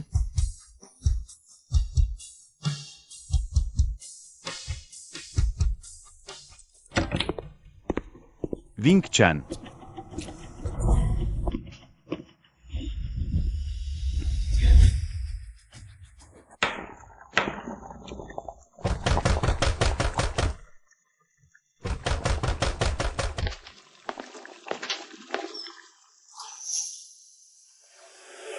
Bir şey mi var? Birine idam cezası verilse bile yargılama süreci var. Önce açıklamamı dinlemeli değil misin? Eğer vicdanen rahatsan. Neden yalan söyledin? Fazla düşünmenden korktum. Jilin Yuan, anlamıyorum. İlgilendiğin doktor He, sevdiğin de o. O zaman beni yanında tutmanın anlamı ne? Peki ya sen? Randevulaştığın benim, bütün öğleden sonrayı o Zaha'yla.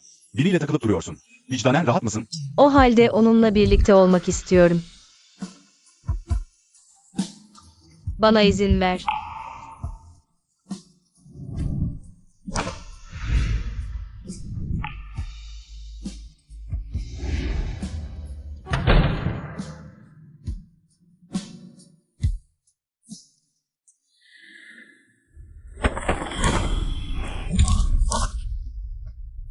Wing Chen'le evliliğimizde sorun varken, fırsattan istifade karımı kaldırıyorsun. Bu senin doktorluk ahlakın mı? Zaha Zevuan.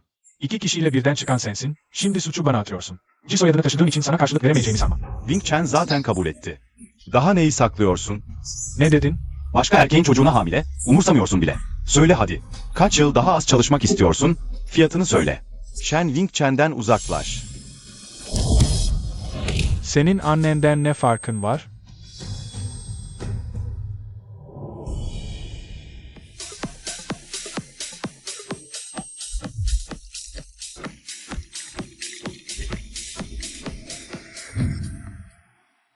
Bütün öğleden sonra o Zaha denen adamla takıldın.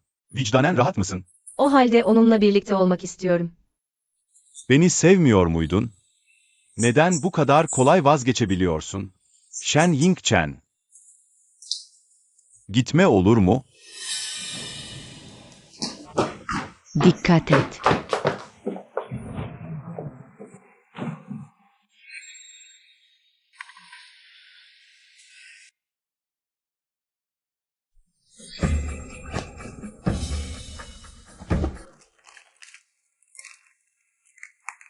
Özür dilerim, bilmiyordum.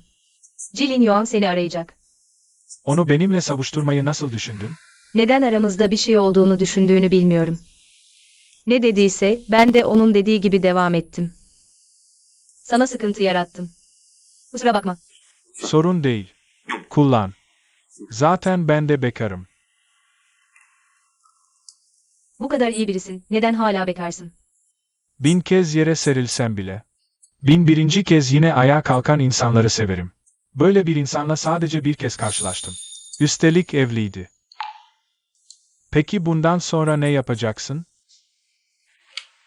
Zor durumda kalırsan, mutlaka bana gel. Çok geç oldu. Erken eve git.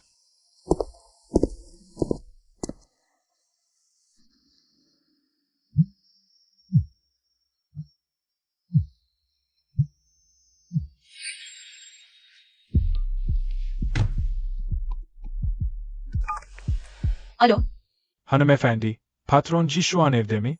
ne oldu? Bu sabah bir toplantı vardı, hala gelmedi. Telefonuna da çıkmıyor. Evde değil mi? Telaşlanma, dışarıdayım. Gidip bir bakarım.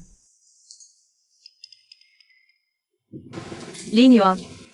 Evde misin, Lin Yuan?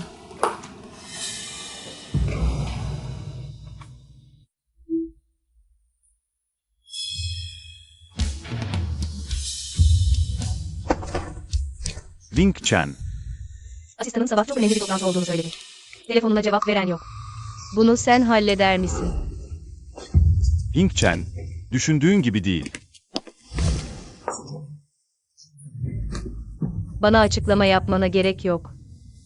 Onunla olan ilişkini umursamıyorum. Seni hastaneye götüreyim. Merak etme, bebeğe bir şey olmayacak. Benim ölçüm var. Benim umursadığım sensin. Onunla birlikte yaşıyorsun. Bana böyle şeyler mi söylüyorsun? Bana saygın var mı? Ona saygın var mı? Wing Chen.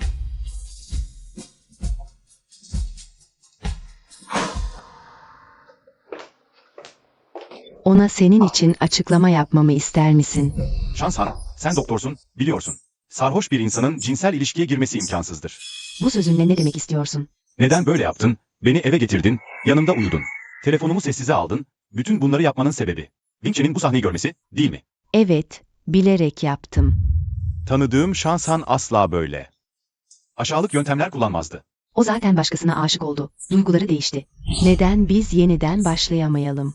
Üstelik bekleyebilirim. Statü umurumda değil. Biz zaten ayrıldık. Neden? 7 yıl birlikteydik. Tam 7 yıl. Sen onu ne zamandır tanıyorsun? Neden geri dönemiyoruz?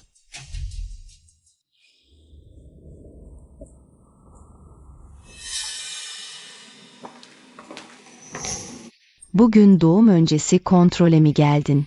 Hastanede bu kadar kalabalık, itiş kakış ne kadar rahatsız. Neden önceden Lin Yuan'a söylemedin? Seninle gelmesi için. Hepsi rutin kontroller, zaten bitti. O zaman ihtiyacın olursa bana söyle.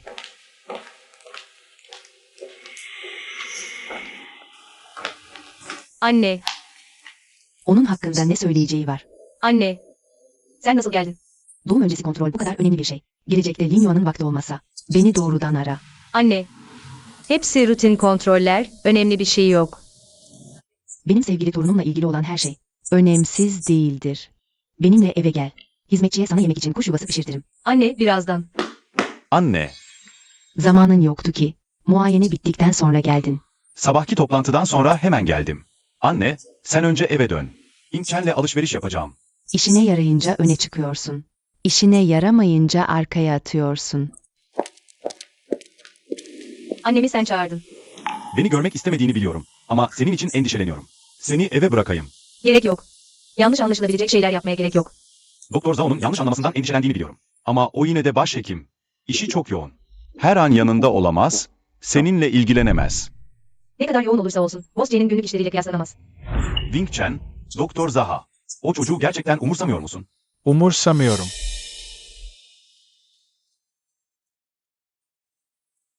Seni eve bırakayım.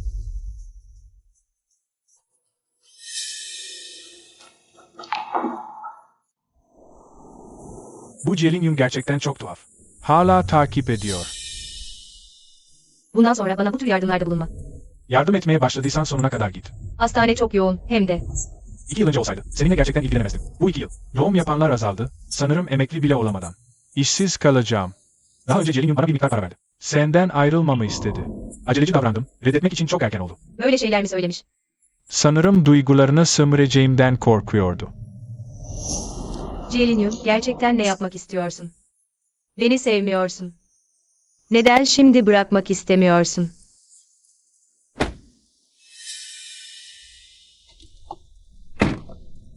Şoför, yavaş sür. Şoför, onu takip et. Sakın takibi kaybetmeyesin.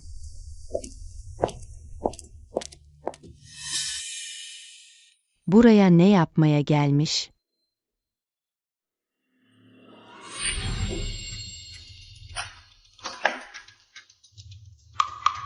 Şifreyi nereden biliyor?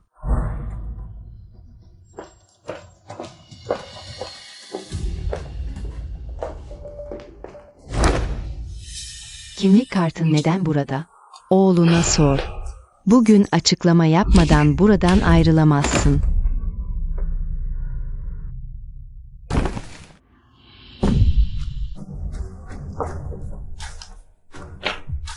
Ah.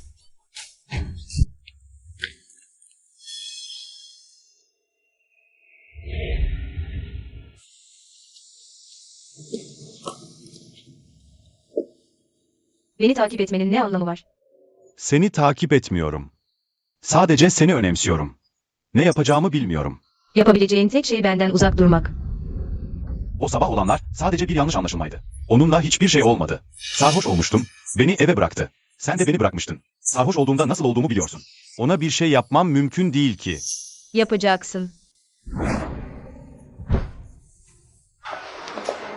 Gitme. Ama gerçekten hiçbir şey yapmadım. Yemin ederim. Jilin Yuan, ne yapıyorsun? Ne doktoru bırakamıyorsun, benim gitmeme de izin vermiyorsun, iki taraflı oynuyorsun. İki kadınla mutluluk yaşıyorsun. Ben ve Şan arası bitti. Şimdi kızman, bana hala hislerin olduğunu gösteriyor. Lütfen, bana bir şans daha ver. Olur mu? Seni sevmiştim. Bu evlilikte bir yedek olsam bile. Kendini o kadar önemli sanma, tamam mı? Tek istedikleri G ailesinin bir varisi. Kiminle doğurursa doğursun. Ama sen de üzerine düşen sorumluluğu yerine getirdin. Bana çok sıcak anılar verdin. İsa'nın çarmıha geriliş günü kutlanıyor da doğum günü neden kutlanmasın? Bundan sonra her yıl kutlayacağız. Ben seninle kutlayacağım. Ama bu sıcak anılar bana boşan dediğin gün. Shen Ying Chen. Boşanalım. Hepsi birden. Bana saplanan bir bıçak oldu. Bana ne kadar iyi davranırsan o kadar acı çekiyorum. Eğer bana hala birazcık hislerin varsa gitmeme izin ver. O gece yanlış kişiyi tanımasaydım. Şimdi her şey farklı mı olurdu? O gece seni kurtardım. Her gün seni düşündüm. Sonra Şan ile karşılaştım. Onu sen sanmıştım. Bunu söylemenin çok komik olduğunu düşünmüyor musun? İkiniz yıllarca birlikteydiniz çünkü. Onu benimle karıştırdın. Hayır. Gerçekten yanlış kişiyi tanıdım. Şan neşeli bir karaktere sahip. Küçük bir güneş gibi. Gerçekten ondan hoşlanmıştım. Benim için kolayca yaşamak zor. O sana daha uygun. Ama Şan beni terk ettiğinde. Acı çektim. Gitme. Sen beni terk ettiğinde korktum.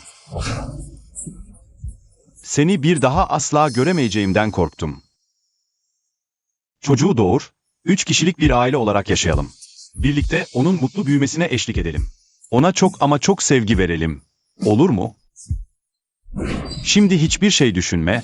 Bu gece burada seninle kalacağım. Ateşin var.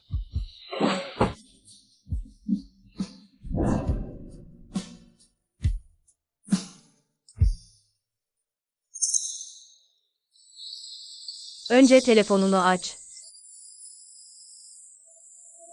Merhaba. Oğlum, sanırım Hesan Şan'ı öldürdüm. Ne diyorsun sen?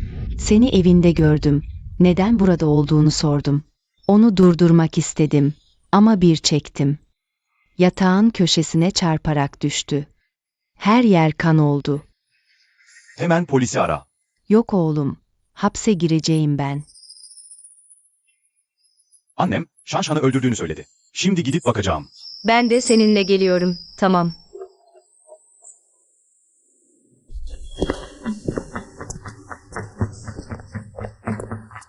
Biz ihbar aldık. O yapmış. O ile Hesan San biraz tartışmışlar. O Hesan Şan'ı itmiş. Hesan San ayağını kaybedip düştü. Başını çarptı. Anne ne saçmalıyorsun? Evde sadece sen ile Şan vardınız. Yoksa gelininizi korumak için. Ben annen olarak suçu üzerime mi alayım? O kasıtlı yapmadı. Ağır ceza almaz. Ayrıca sen de. Hesan San'dan af dileme fırsatı bulursun. Wing Chen benimle birlikteydi. O hiç evde değildi ki. Annen o zaman benimleydi. Nasıl senin evinde olabilir? Bu iş, senin gelinden başkası kim olabilir ki Bayan Shen? Lütfen bizimle gelin. Hayır. Ben her şeyi açıklarım. Shen Jingchen, sana en iyi avukatı bulacağım.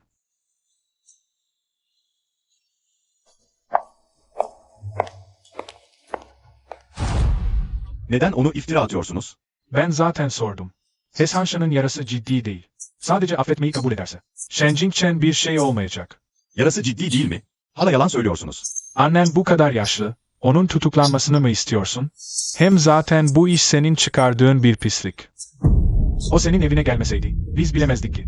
Hesan San çoktan buraya taşındığını. Söylesene sen, ne zaman kendin gelinine ilgi gösterdin ki? Şimdi neden sahte bir şekilde rol kesiyorsun? Hatırlıyor musun? Seni kim itti? Shen Jingchen yaptı. Celin Yuan'ın boşanmak istemesi. Benim yüzümden sanıyordu. Bu yüzden ikimiz tartıştık. Ne saçmalıyorsun? Dışarı çık.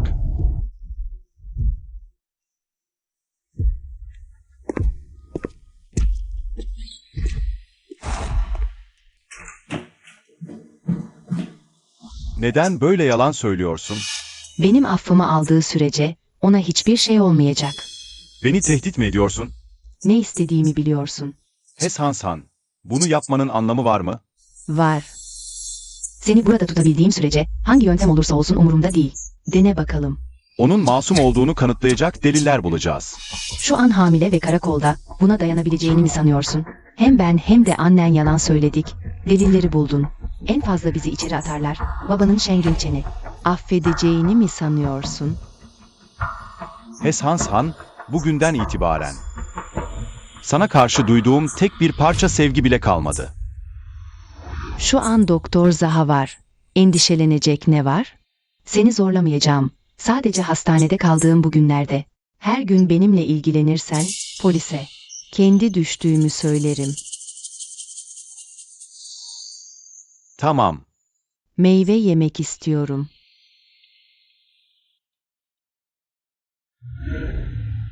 Sen bana yedir.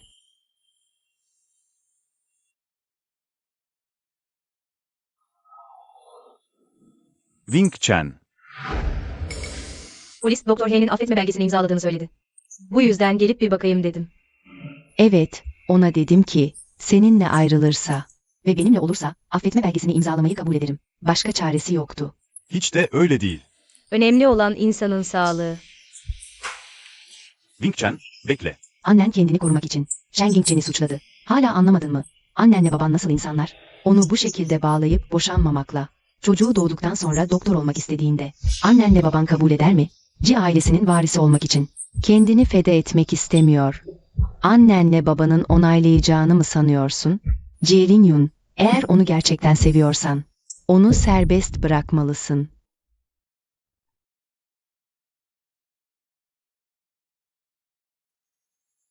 Ağlamak istiyorsan ağla. Esan sana benimle boşanmayı kabul etti. Affetme belgesi karşılığında. Sanki benim için ne büyük fedakarlık yapmış gibi davranıyor. Boşanmayı. Esan Şan'ı ben itmedim. Ben affetme belgesini istemiyorum. İstediğim şey masumiyetim. Ji ailesi başından beri böyleydi. Kendi çıkarları için herkesi çiğneyebilirler. O yaptı. O ve Heşansan. Birkaç söz tartıştılar. Heşanşan'ı itti. Bu işi senin karından başka kim yapabilirdi ki? Onun farklı olacağını sanmıştım. Ona dedim ki, senden ayrılıp benimle olursa, afnameyi imzalamayı kabul edeceğim. Meğer hepsi aynı bokun soyuymuş. Seni karakola götüreyim. O gün seni ben geri götürdüm. Zaman şahidi olabilirim. Benim için bir anlamı kalmadı. Böyle biri için üzülmene hiç gerek yok. Doktor Zaha, biliyor musun? Beni üzen asla onun beni sevip sevmemesi değildi. Beni üzen, en başından beri yanlış insanı seçmiş olmam.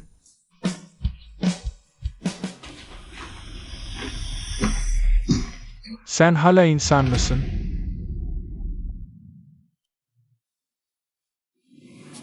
O iyi mi? Onun sevdiği kişinin sen olduğunu, bırakamadığında sen olduğunu biliyorsun. Ben sadece bir kalkandım. Neden ona böyle yaptın? Madem onu bu kadar seviyorsun. Ona iyi bak.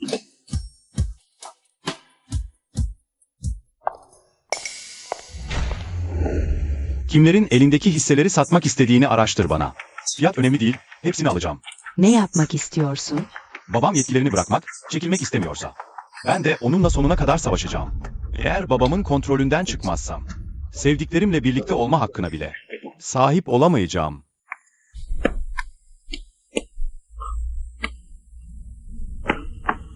Hamilelik bulantıları başladı. Ne iş var burada? Seni eve bırakacağım. Gerek yok. Bu halde yemek yapamazsın, bir şeyler yemen lazım. Seni eve bırakayım, basit bir şeyler yapalım. Senin düşünmene gerek yok. Seni değil, bebeği düşünüyorum. Sen yemeyebilirsin. Ama bebek yemeli. Hadi gidelim.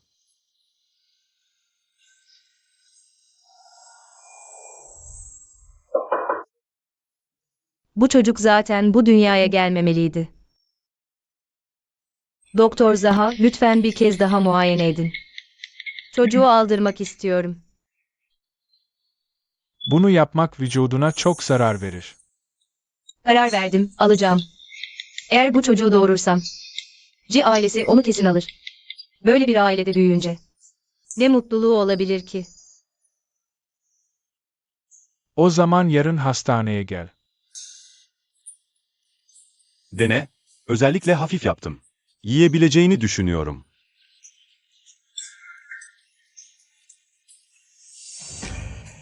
Bulantın varken yemek yapma. Bundan sonra 3 öğün yemeği ben yaparım. Hem kendi annen için. Esan sana bakıp 3 öğün yemek yapıyor. Hem de kendi çocuğun için bana 3 öğün yemek yapıyor. Bosci gerçekten ev işlerinde harika bir adam. Beni görmek istemiyorsan başkasına getirtirim.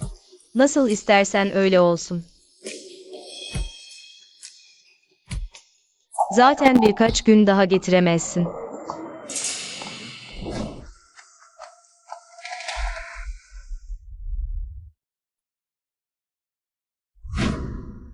Geçen günlerde kontrolden geçmedin mi?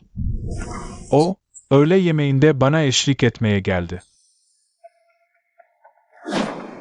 Ne yapıyorsun? Sana yardım ediyorum. Doktor Zaha bu ameliyatı bitirdikten sonra. Bir daha görüşmeyelim. Senden bir karşılık vermeni de istemiyorum. Pekin'deki bir okula başvurdum. Kazanırsam buradan ayrılacağım. Ben de Pekin'e gidebilirim. Doktor Zaha. Kesinlikle benden daha uygun birini bulacaksın. Kalan kontrolleri kendim yaptıracağım. Teşekkür ederim.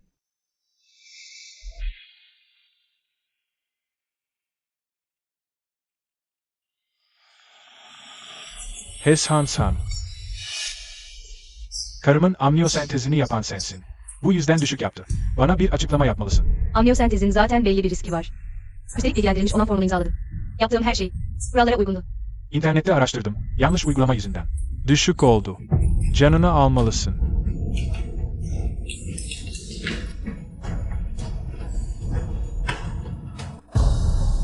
Hansan.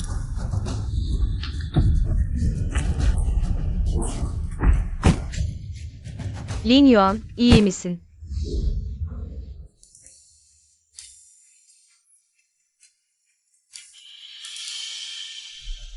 Lin Yuan. Lin Yuan, başına bir şey gelmesin. Lin Yuan.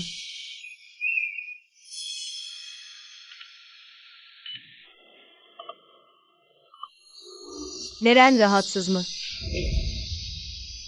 İyi misin? Bebek iyi. Seni soruyorum. Neden bu kadar aptalsın? Az önce ne kadar tehlikeli olduğunu biliyor musun? O anı engellemeseydim. Sana bir şey olsaydı ne yapardım?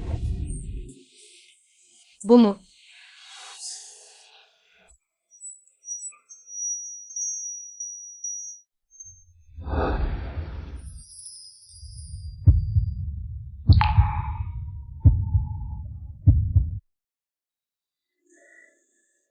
Benimle evlendiğin için çok eziyet çektiğini biliyorum.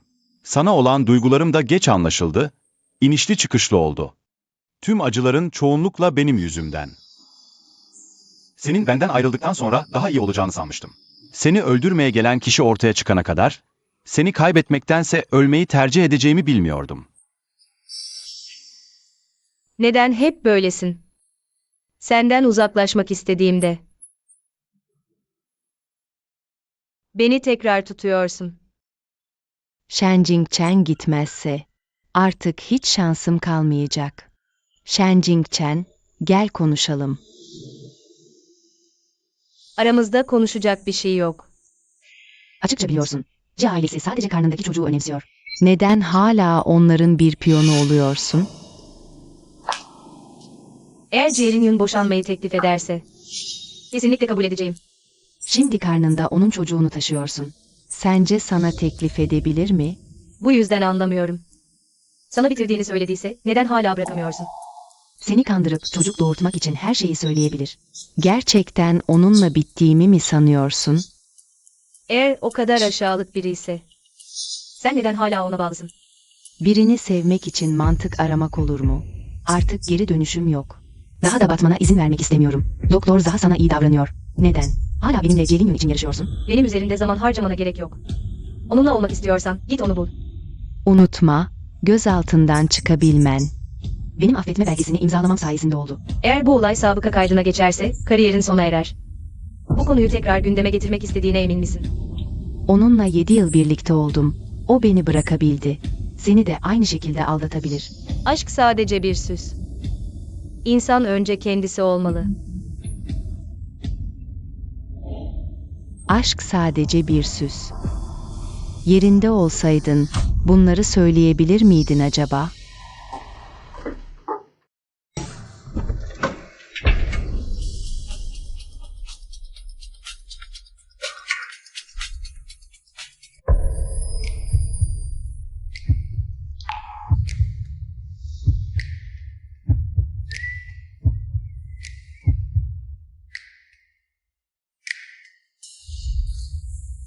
Ne yapıyorsun?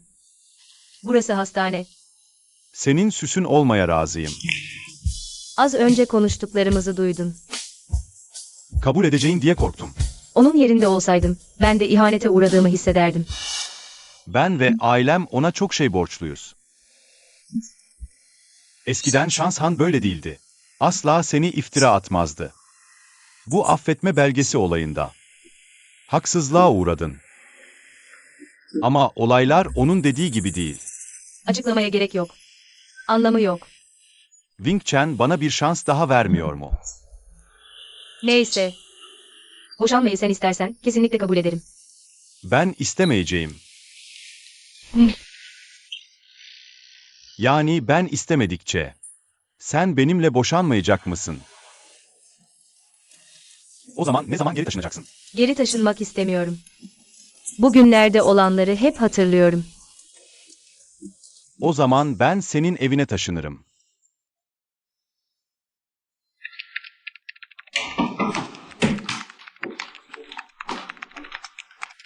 Geçen günlerde Selin Yuan'a hep bakıyor. Biliyor musun? Onlar karı koca. Bu normal değil mi? Razı mısın? Onların tekrar barışması hep senin yarattığın fırsat sayesinde değil mi? Ne demek istiyorsun? Doktor He. Sözü bu kadar açık söylememe gerek var mı? Shen Jingchen'a iftira atıp onu kendin ittin. Bir zamanlar seni seven kişiyi hastane olayı çıkardın. Başka yere kaçmıyorsun. Direkt Shen Jingchen'in odasına koşuyorsun. Eshan-san. Tıp okurken ettiğin yemine layık mısın? O beni öldürmeye çalışmıyordu. Panikle kaçtım. Panikle değil, bilerek kaçtın. Shen Jingchen'in odada olduğunu biliyordun. Birbirinize benzediğinizi biliyordun, o kişinin. Büyük ihtimalle onu sen sanacağını biliyordun. Sadece Jelinyon'un. Onun için bu kadar ileri gideceğini bilmiyordum. Doktor Zaha, bence bana önyargılı bakıyorsun. Eshan-san. Bu hastaneden kendin ayrıl, herkes için daha iyi.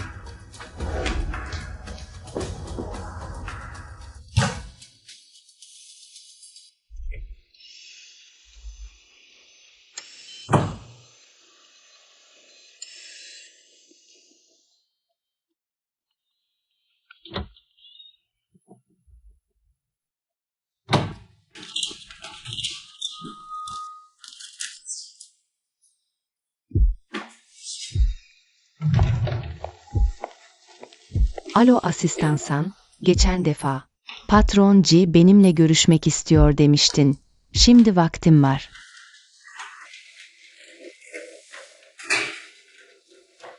Cidden burada mı kalıyorsun? Umurumda değil. Yaralandım. Bakıma ihtiyacım var. Şu an hamilelik bulantılarım çok şiddetli. Ben sana nasıl bakarım? Hayır, yemek yapman kötü. Öğrenebilirim. Bekle.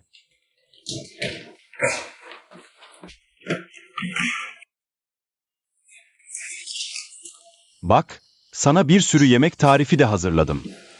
Tamam. Esansan'dan çok şey öğrenmişsin. Kıskanıyorsun galiba.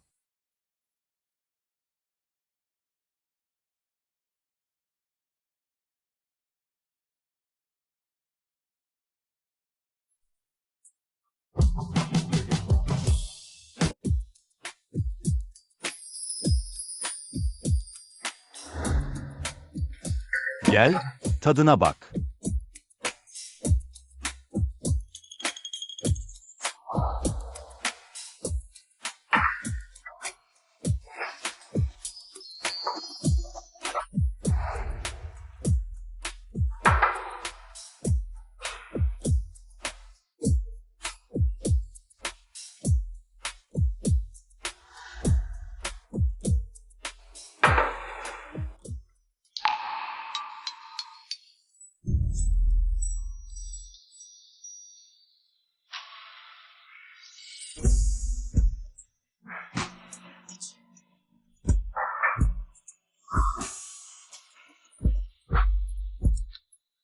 Artık senin bir daha incinmene asla izin vermeyeceğim. Ne demek istiyorsunuz? Beni bu yüzden mi çağırdınız?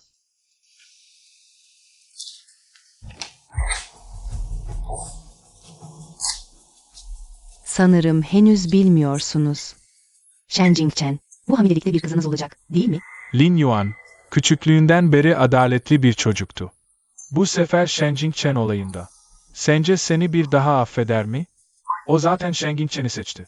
Daha sonra başka çocukları da olacak. Siz henüz bilmiyorsunuz, Shen Jingchen. Sadece bu çocuğu doğurabilir, değil mi? Ne? Sen sadece bir varis istiyorsun.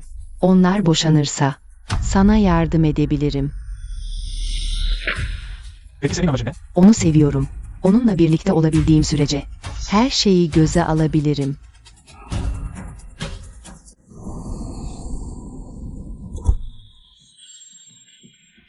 Baba, Neden telefonlarıma cevap vermiyorsun? dikkat etmemişim.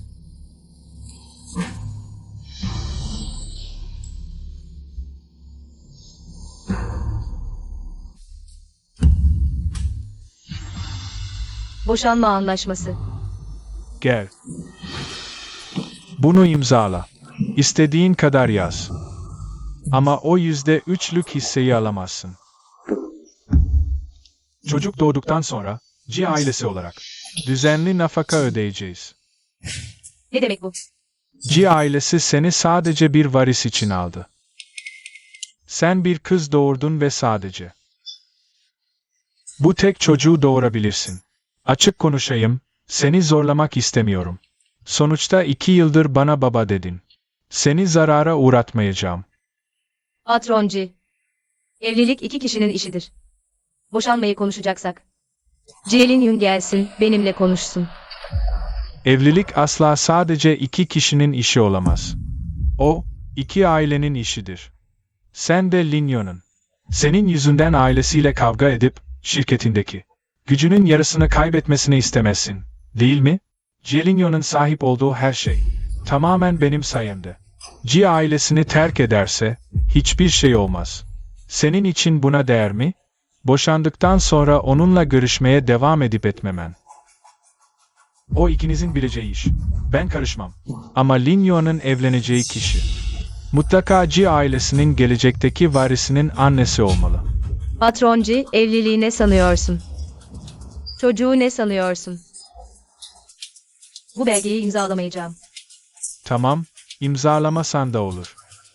Ama Ji Lin Yuan her şeyini kaybedecek. Sen de öyle. Diyorsun ki, 5 parasız biri. İş ararken her yerde duvara toslayacak. Sen, İmzala, hepimiz için iyi olur. eğer bu belgeyi imzalarsam, Jilin Yuan benim hakkımda ne düşünür? Jilin Yuan'ı benimle boşanmaya ikna edebilirsin. Ama bu belgeyi imzalamayacağım.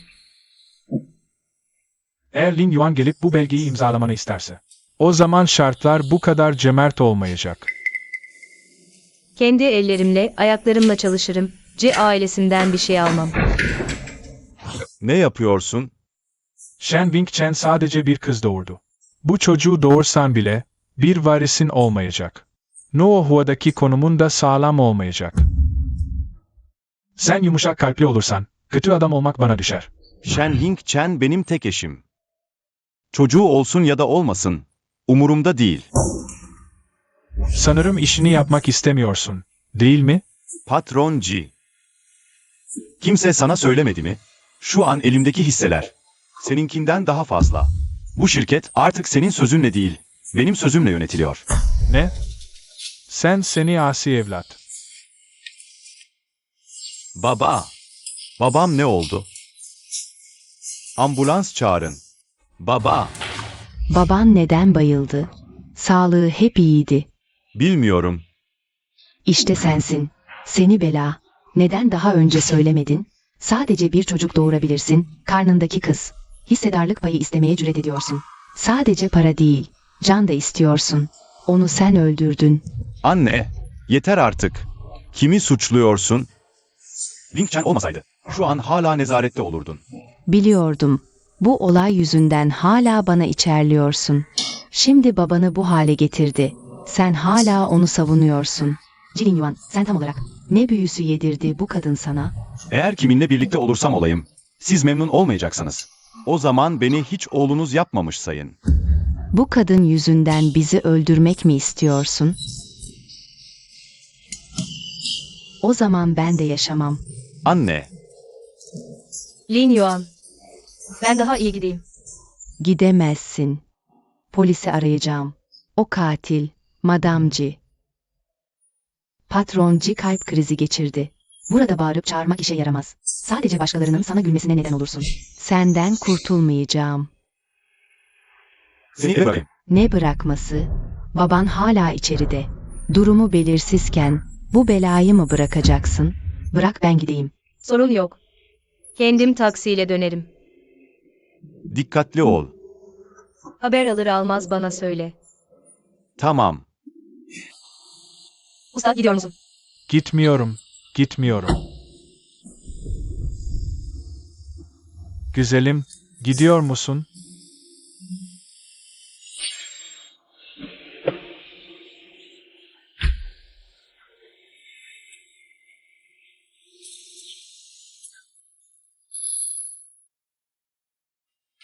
Doktor, babamın durumu ne? Hayata döndürüldü ama kesin bir şey söyleyemeyiz. Hasta ne zaman uyanır? Önce yoğun bakımda gözlemleyelim. Neden bu kadar şanssızım? Laoji, beni bırakamazsın. O kadın oğlunun aklını çeldi. Benimle ilişkisini kesecek. Eğer gidersen, ben de seninle gelirim. Madamı önce eve götürün. Gitmiyorum. Babanın başında bekleyeceğim. Eğer uyanmazsa, ben de yaşamam, Madamci. Patronciğin bakıma ihtiyacı var. Zaten Shen Wingchen'i kovdunuz. Eğer kendinize de iyi bakmazsanız, o zaman patronci gerçekten kimsesiz kalacak. Laoji daha ölmedi. Bana böyle konuşmaya nasıl cüret edersin? Madamci, sizin iyiliğiniz için söylüyorum. Patron Laoji'nin araştırmamı istediği Heşansan hakkında bunları buldum. Şu anki durumda, patronci artık umursamaz herhalde. Patronci teklif vermeye istekli mi? Ne? Shanshan'ın babası tedaviyi geciktirdiği için. 2 yıl önce vefat etti.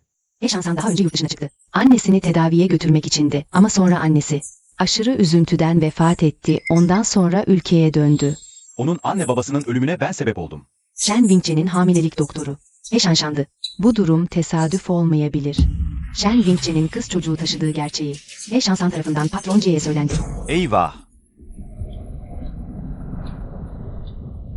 Şoför bey biraz yavaş gidebilir misiniz?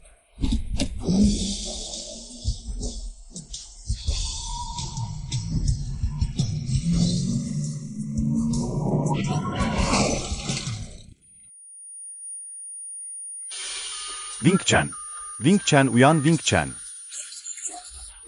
İyi misin? Wing Chen uyan lütfen Wing Chen.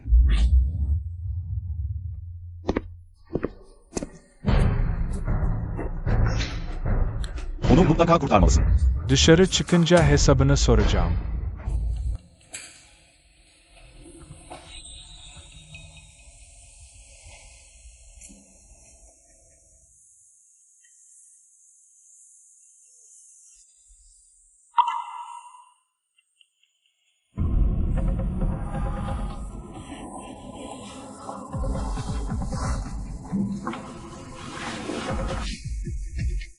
Shen Wingchen aslında erkek çocuk taşıyordu. Kendi torununu sen öldürdün. Şu anda düşük yaptı. Oğlun seni asla affetmeyecek işte istediğin. Varisin sonu bu. Öl yaşlı herif. Bu arada ben daha merhametliyim biraz sonra. Karını da yanına göndereceğim. Sen burada ne yapıyorsun? Çünkü onu ben öldürdüm. Yetişin, kocamı öldürdü katil, bu imdat.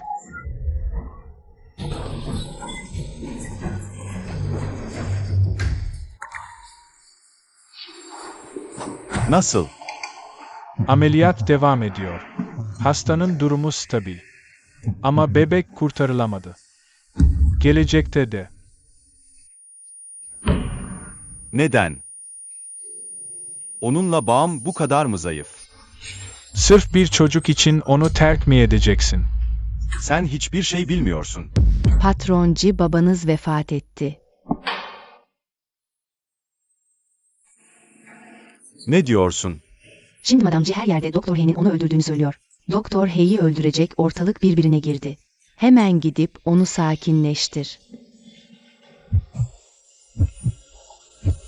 Ona iyi bak. Uyandığında. En çok seni görmek isteyecek. Çabuk hallederim. Çok çabuk. Patron G'nin ölümü, Esansan yapmış olmasa bile, onunla bir bağlantısı var. Şu anda delirmiş durumda. Eğer hala boşanmazsanız, kesinlikle Shenzingchen'e zarar verecek. Ben Şanşan'a borçluyum. Borçlar ödenmeli. Bayan G, lütfen sakin olun. Polisi arayın. Anne, onu bırak. Lin Yuan, çabuk, polisi ara. Babanı öldürdü. Kendi ağzından söyledi. Hayır, teyze. Onu neden öldüreyim? Ben bir doktorum. Görevim insanları kurtarmak. Ayrıca o, Lin Yuan'ın babası. Onu kurtarmaya çalışıyordum. Nasıl öldürebilirim? Seni yılan kalpli kadın. Ne yapıyorsun? Lin Yuan, bana inan. Sadece amcayı görmeye gitmiştim. Bilmiyorum. Teyze neden onu benim öldürdüğümü düşünüyor? Bayan He, lütfen bizimle gelin. Beni bırakın. Lin Yuan, Uyandın. Doktor Zaha.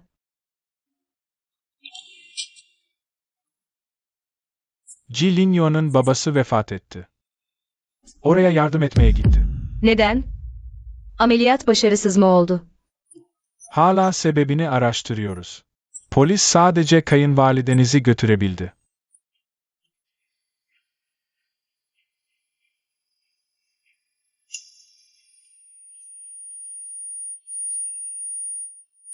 Çocuğum nerede? Özür dilerim. Bu çocuğu senin için koruyamadım. Doktor Zaha, biraz yalnız kalmak istiyorum. O zaman bir şeye ihtiyacın olursa beni çağır.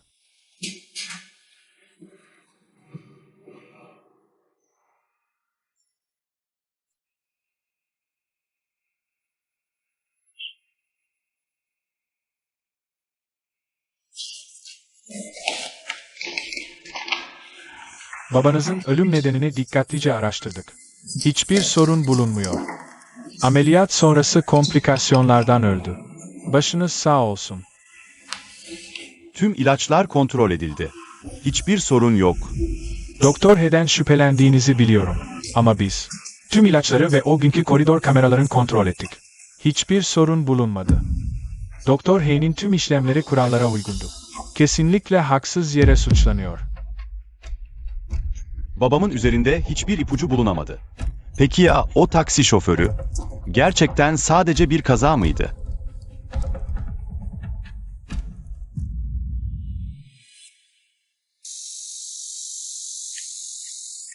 Özür dilerim. Babam yeni vefat etti. Annemin duyguları dengesiz. Polis araştırdı. Amcanın ölümüyle benim bir ilgim yok. Ama annen hastanede böyle kavga çıkarırsa, ben bundan sonra nasıl çalışacağım? Üstelik annen neredeyse beni öldürüyordu. Sen sadece özür dilerim diyorsun. Hafifçe geçiştiriyorsun. Sana mümkün olduğunca tazmin etmeye çalışacağım. Eğer tazmin edemezsen, bundan sonra böyle şeyler söyleme. Tamam. Ne? Tamam dedim. Shen Wing-Chen'den boşanacağım. Jilin Yuan. Belki de bu kaderdir. Seninle tanıştığım günden beri. Üçümüzün sonucu belliydi.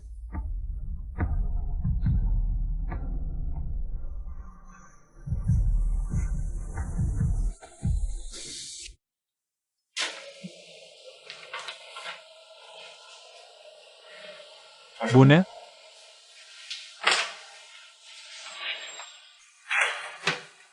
Bunu Shen Winch'ne vermemi istiyorsun. Ona söylemeye dilim varmıyor. Söyleyemiyorsan neden boşanıyorsun? Beni bırakırsa daha iyi yaşar. Sen onun yerine karar veremezsin. O halde ona söyle, onu hiç sevmedim. Çocuk olmadığına göre bu evliliğinde devam etmesine gerek yok. Daha yeni çocuğunu kaybetti. Şimdi bunları ona söylememi istiyorsun. İnsan mısın sen? Ne yapabilirim ki? Babamı öfkeden öldürdüm. Annem içeride cinayetle suçlanıyor. Onunla bir geleceğimiz olabileceğini mi sanıyorsun? Defol.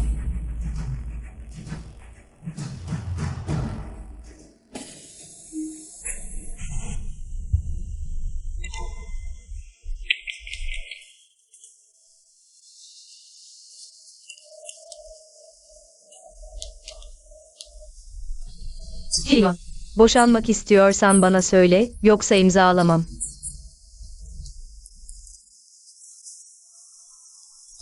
Zahmet oldu, Doktor Zaha. Sana zahmet olmaktan hiç korkmadım. Artık olmayacak. Bilmek istiyorum. Gerçekten nerede kaybettim? Aşkın mantığı mı olur? Sadece misilleme yapıyorsun. Bu geçiştirilmiş bahaneleri dinlemek istemiyorum. Sadece his yoksa. En azından bana bir şans vermeliydin. Hayatım boyunca hep reddedildim, hep darbeler aldım. Bu sefer bile, 100 puan alsam bile. Mutlaka biri gelip bana söylerdi. Sadece şanslıydın. Her düştüğümde kalkmak zorundaydım. Çünkü sadece kalkabilirdim. Kimse bana yardım etmedi. Kimse beni korumadı. Geri dönüşüm yok. Özür dilerim, bilmiyordum. Seninle ilgisi yok, seni suçlamıyorum. Sert öğretmen iyi öğrenci yetiştirir. Kendim yaptım. Benim için gösterdiğin çabayı biliyorum. Kendi geleceğimi kendim mahvettim. Benim gözümde. Sen her zaman en iyi öğretmensin. Ama ömür boyu birlikte olmak değil. Peki Jilin Yuan? Jin Yuan benimle birlikteyken beni hiç sevmiyordu. Ben evlenmeye zorlandım, o da evlenmeye zorlandı. Evlendiğimiz ilk zamanlar bana hala kızıyordu. Bir keresinde kayınvalidem yemeğe geldi.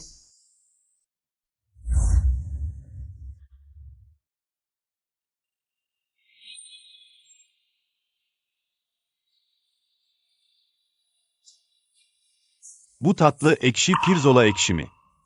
Annem dedi ki tatlı sevmiyorsun. Ekşi yemeği sevmiyorsun.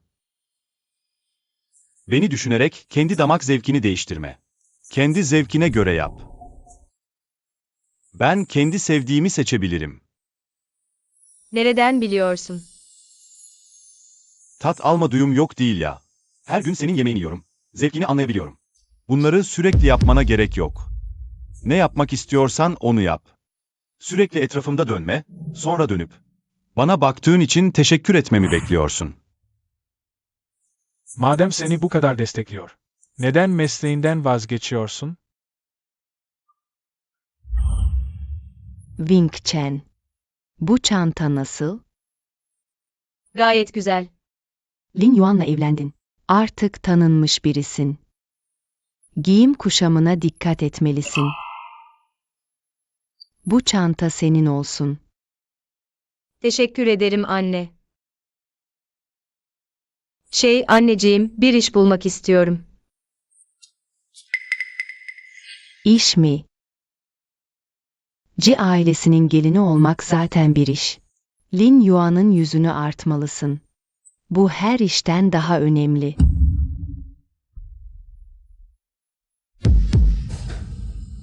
Ne var ki yüz yüze konuşmak zorunda? Ben gidip işime bakayım. Mülk paylaşımından memnun değil misin? Daha ne istiyorsun? Söyle. Mümkün olduğunca yerine getirelim. İstemiyorum dedin sen. Hepsi rol yapmaktı. Seni kandırıyordum. Söylediğim her şeye inanıyorsun. Sen bu kadar kolay kandırılıyorsun. Yani şimdi bebek öldü. Rol yapmaya gerek yok, değil mi? Evet, sen de farklı değilsin. Sen Zaha Zeyvan ile aynı meslektensin. Hem de eski dostsunuz. Her gün birlikte konuşup gülüyor. Peki bana karşı? Her gün suratın asık. Sen de beni sevmiyorsun. Değil mi? Ben bu hayata çoktan dayanamıyorum. Daha önce bebeği doğurmak için seni kandırdım. Şimdi bebek öldü. Rol yapmaya gerek yok. Boşanalım.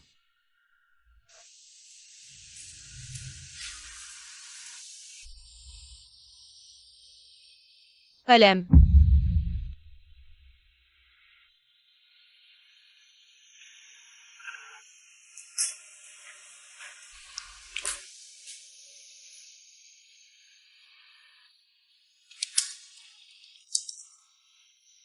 Ne zaman nüfus müdürlüğüne gidelim?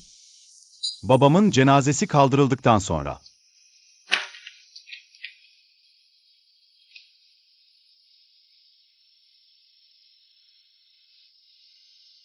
Neden beni azarlamıyorsun? Beni alçak, sorumsuz, insan değil diye azarla. İstediğin gibi azarla. Neden beni azarlamıyorsun? Başın sağ olsun. Uzaklara git, sınavı daha uzak bir yere kazan. Seni bir daha asla görmek istemiyorum. Tamam.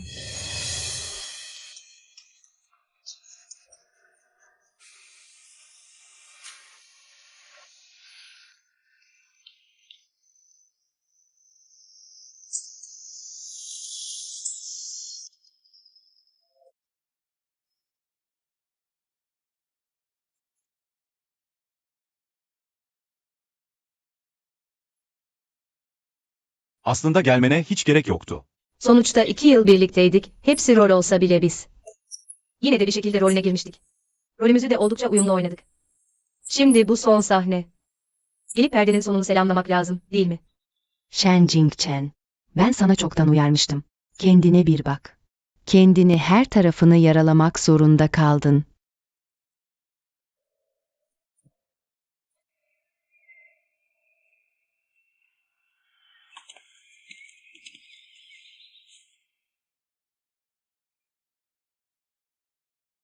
Tebrikler, 7 yıllık ilişkiniz sonunda mutlu sona ulaştı.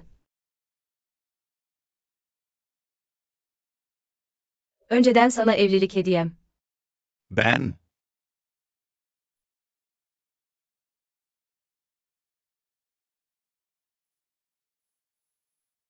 Teşekkürler. Çok beğendim. 1 ay sonra evlilik cüzdanı alacağız.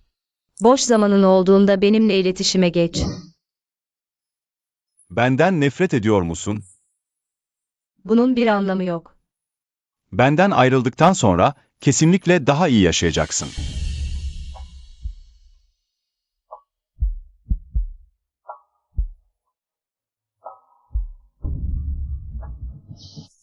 Bu kadar üzülüyorsan neden peşinden koşmuyorsun? Zaten baban öldü. En kötü ihtimalle annen ömrünün kalanını hapiste geçirir. Neden bana razı oldun ki? Eğer annem ömrünün kalanını hapiste geçirmesi seni mutlu edecekse. Beni anlıyorum. Böyle konuşunca vicdanımın rahatsız olacağını mı sanıyorsun? Seni Shen Jingchen ile mutlu edeceğimi mi? Rüya gör. Ben zaten sevdiğimi kaybettim. Sen de bunu elde edemeyeceksin. Hes Hans Han. Ailem Jien'in sana borcu var, ödeyeceğim. Ama sen Shen Winch'nene borçlusun. Onu senden kuruş kuruş geri alacağım.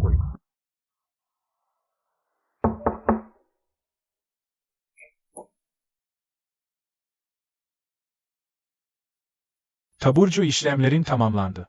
İşte doktor talimatları ve ilaçların. Aslında bunları kendim de halledebilirim. Zaten son kez olacak. Teşekkürler Doktor Zaha. Seni eve bırakayım. Sen işine bak. Bugünden sonra. Bir daha görüşmeyeceğiz. Beni reddetme.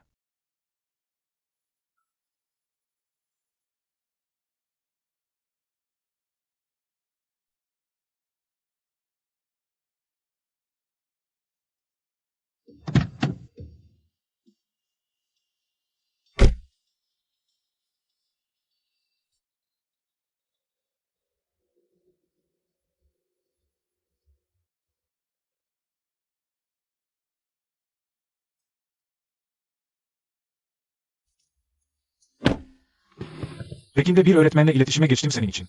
Dosyanı inceledi, ona asistanlık yapmanı istiyor. Aynı zamanda sınava hazırlan, daha etkili olur. Sana çok borçlanmak istemiyorum. Benim de bencilce bir amacım var. Ancak sen gidersen tamamen vazgeçebilirim. Teşekkürler Bay Zaha.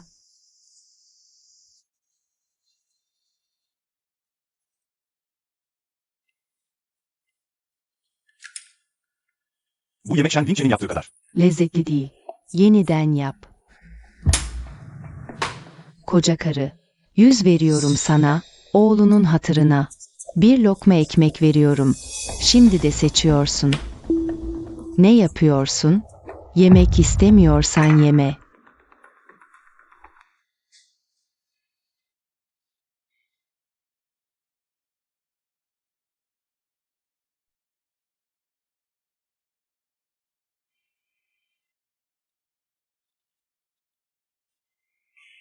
Bugün ne oldu da içmeye geldin? Sıkıldım. Babanın olayını duydum. Başın sağ olsun. Senden. Tuhaf davranıyorsun, içki bile içmiyorsun. Boşandım. İçesim gelmiyor. Ah, bu tam da senin istediğin gibi oldu. Eski karın Shen Bingchen. O bir deha, seninle evlenip aileye baktı. Onun zekasını boşa harcamak. Olmadı. O bir gün mutlaka yükselecek. Ve herkesi şaşırtacak.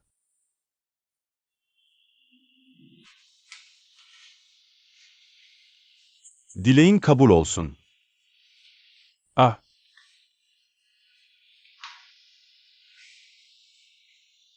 İçki bile içmiyorsun. İşler ciddileşti.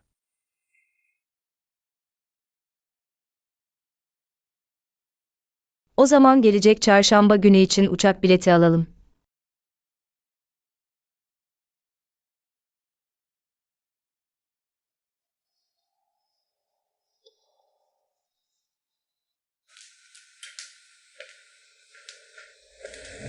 Anne, ilacını alma zamanı. Bana ne yediriyorsun? İstemiyorum. Jilin Yuan'ı çağır buraya. Senin bakımını istemiyorum. İstemiyorum. İstemiyorum. Anne, böyle çıldırıp ilaç da içmiyorsun. Yoksa elektroşok vermek zorunda kalacağım. Sen bir canavarısın. Kocamı kesinlikle sen öldürdün. Şimdi de beni öldürmeye geliyorsun. Jilin nerede? Neden hala dönmedi? Onu da sen mi öldürdün? Onu sen mi öldürdün? Evet ben öldürdüm. Haddi varsa sen de beni öldür. Kocanın intikamını al.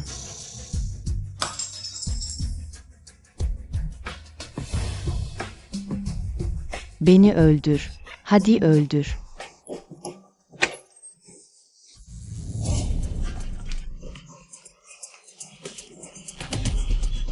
Anne ne yapıyorsun? Ben yapmadım, teyze. Benden ne kadar nefret etsen de. Ama kendi sağlığını düşünmelisin. İlacını içmelisin. Ben yapmadım. Hayır Lin Yuan değil. Anne, sana pansuman yapayım. Bırak ben yaparım. Senin elinin de bakıma ihtiyacı var. Ben değil, o. Anne. Bakıcı emekli oldu. Seni bakacak birini bir anda bulamadım gerçekten. Eğer evde kalmak istemiyorsan, o zaman seni huzurevine yerleştireceğim. Seni bunca yıl büyüttüm. Şimdi beni terk mi ediyorsun?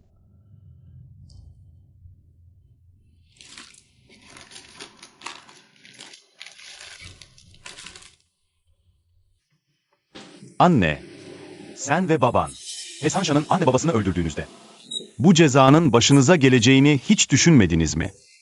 Demek ki her şeyi biliyormuşsun. O zaman neden Shen Jingchen ile boşandın da? Hasan San ile birlikte oldun? Bundan sonra üçümüz böyle birbirimize bağlı kalacağız. Birbirimizi yiyeceğiz. Shen Jingchen farklı. Onun geleceği pürüzsüz, açık bir yol. Sadece kalbin çok yumuşak. Shen Jingchen'e karşı kalbin yumuşak oldu. Babanı öldürdün. Hasan sana karşı kalbin yumuşak oldu. Beni şu lanet yerde yaşamaya zorladın. Anne, babayı kendi kendisi öldürdü. Beni de baba katilliği suçluluğuyla yüklemek mi istiyorsun? Wing Chen sana nasıl davrandı? Sen onu hiç insan yerine koydun mu? Başından beri o sadece sizin. 300 milyon karşılığında Ji ailesine nesil devam ettirmek için aldığınız bir araçtı. Kendi kendinizi çıkmaza soktunuz. Onu geri gönderin. Oğlum, geri dön. Ne zaman evleniyoruz? Bak, benim için uygun. O zaman yarın. Yarın sabah nüfus dairesine gideriz. Tamam. Bu arada evlilik öncesi anlaşma imzalamak istemiyorum. Peki.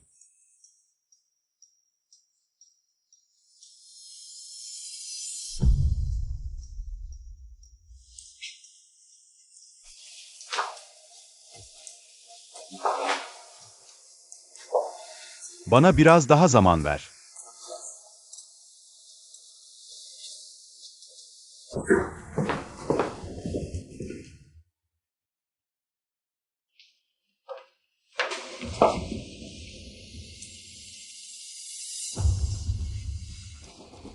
İşte bu proje. Eğer bu ihale şartnamesini rakibe satarsam, sizin Ji ailesinin Nova grubu kesinlikle çöker.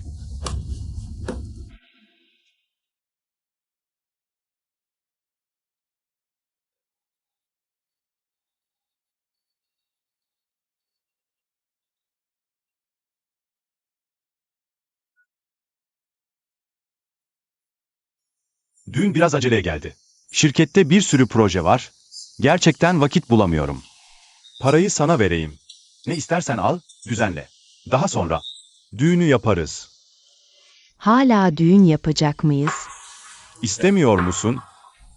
Tamam, o zaman sen işlerini bitirince beklerim.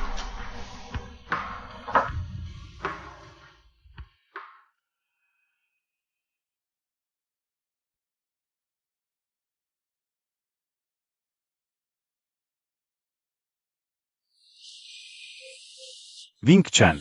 Lin Yuan. Kredi kartın hala bende. Hızlı kargo ile göndereyim mi, yoksa sen mi alacaksın? Bir yer belirle, ben gelirim. Tamam.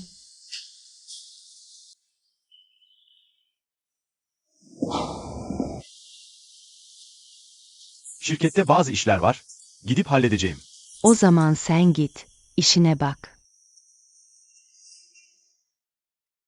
Lin Yuan'ın ailesi zaten hak etti.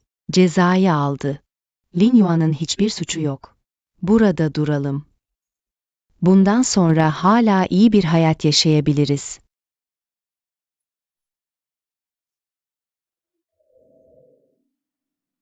Sen al bunu, ne olur ne olmaz diye. Gerek yok.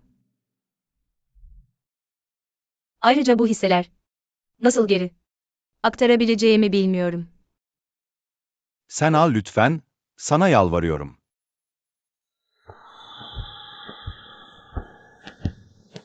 Bana gösterdiğin samimiyetsizlik sadece benden. Korktuğun için mi? Shen Winch'e zarar vermemden korkuyorsun, değil mi? Ji Lin Yuan, beni buna sen zorladın.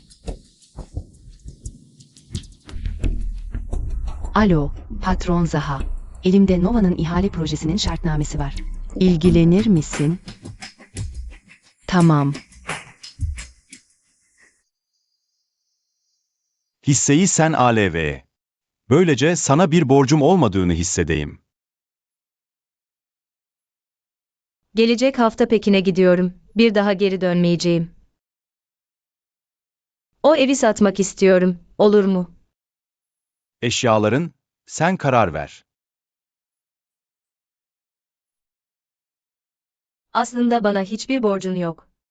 Sen olmasaydın, şu anda hala boş geziyor olurdum. Hala sürekli görücü usulü görüşmeler yapıyor olurdum. Annemle babam, pazarda pazarlık yapar gibi. Başlık parasının 180 bin mi yoksa 280 bin mi olacağını tartışıyor olurdu. Evlendikten 2 yıl sonra.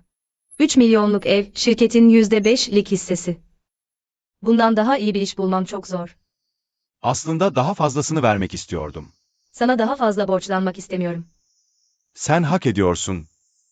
Ne kadar olursa olsun, hak ediyorsun. Seni sevdiğim için hiç pişman olmadım. Ama veda etme zamanı geldi. İşbirliğiniz için teşekkürler, Madame G.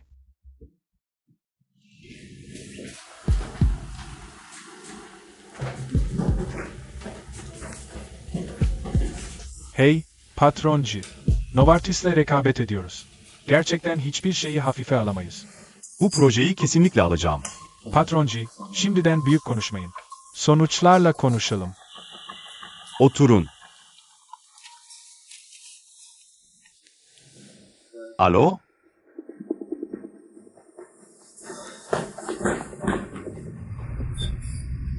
Huzurevine koş. Müdür, annem neden intihar etti? Bugün ruh hali çok iyiydi. Biz de dikkat etmedik. Kim bilebilirdi ki çatıya çıkıp intihar edeceğini? Anne.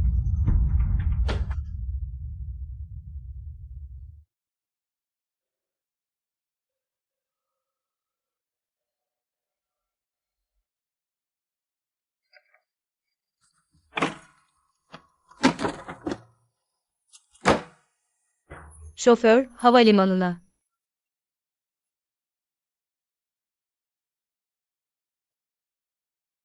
Nasıl olur? Şoför, havalimanına değil, huzurevine. Lin Yuan.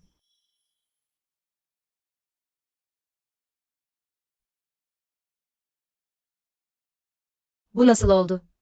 Bilmiyorum. Hiçbir belirti yoktu. Bu dönemi atlatırsak düzeleceğini sanmıştım.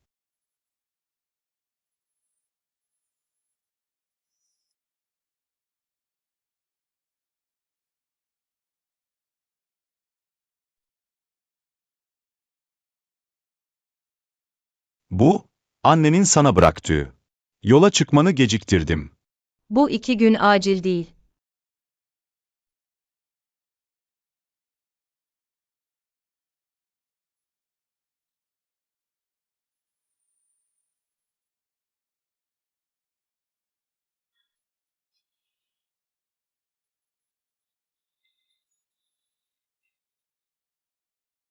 Kesinlikle çocuğumuzun intikamını alacağım.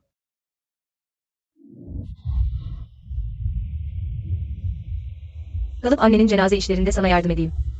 Ben evliyim. Özür dilerim. İleride sen de kendine uygun birini bulacaksın. Hı hı.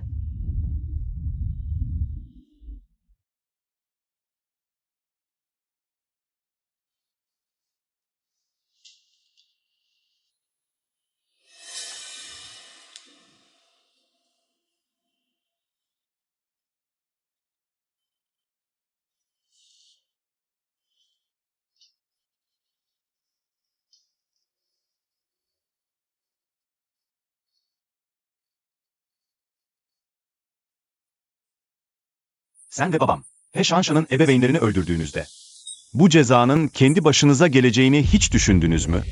Demek her şeyi biliyormuşsun. Öyleyse neden?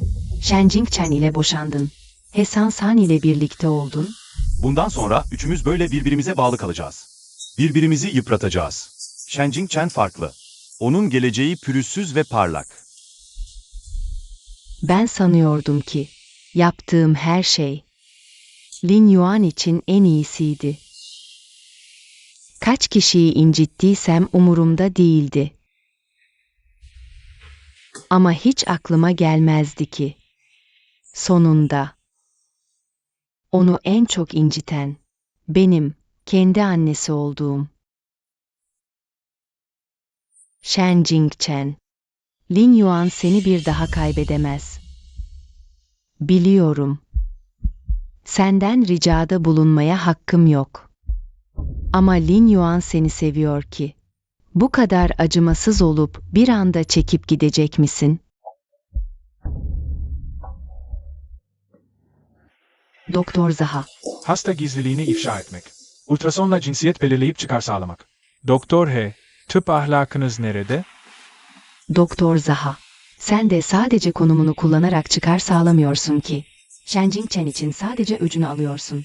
Gitsem gitmemi istiyorsun. O zaman giderim. Kendini ahlakın tepesine koyup beni yargılama. Doktor olarak kalmaya ne hakkın var? Yaptığın bütün bu şeyleri dosyana yazacağım. Ömür boyu seninle kalacak. Şimdi bence ailesinin ev sahibesi oldum. Bunun için hala endişeleniyorum sence mi? Doktor Zaha?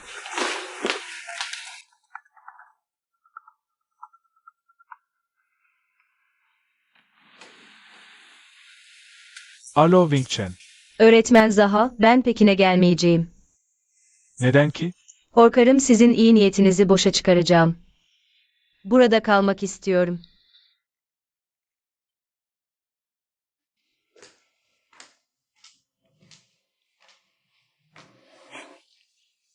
Benimle evlenmek seni bu kadar mı acıtıyor? Alkol alıp derdini unutmaya ihtiyacın var.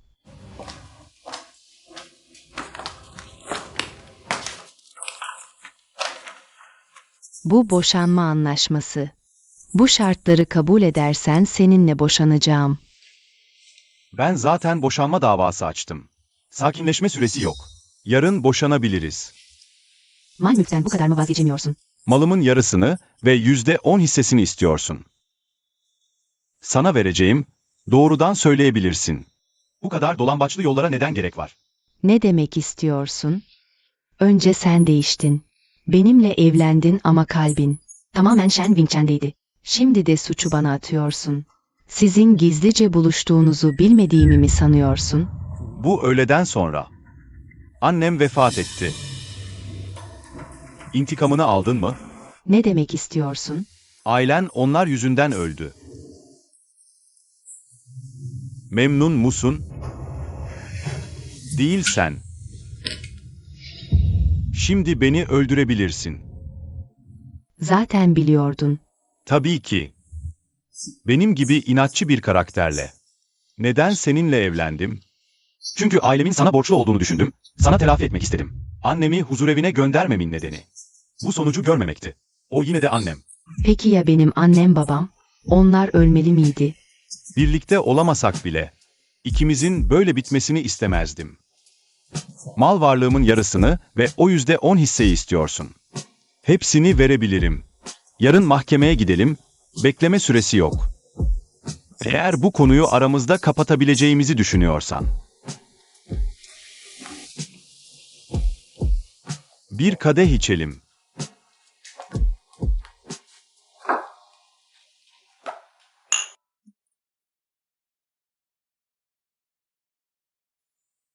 Wing Chen.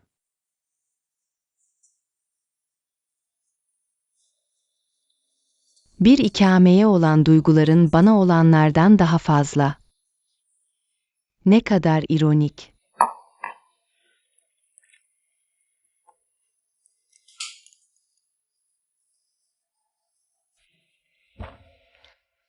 Senin hesabın kapandığına göre. Şimdi sıra. Bizim hesabımızda.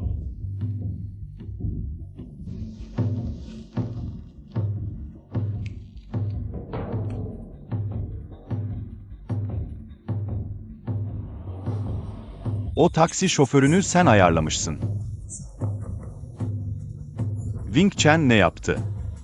Da bu kadar zarar gördü.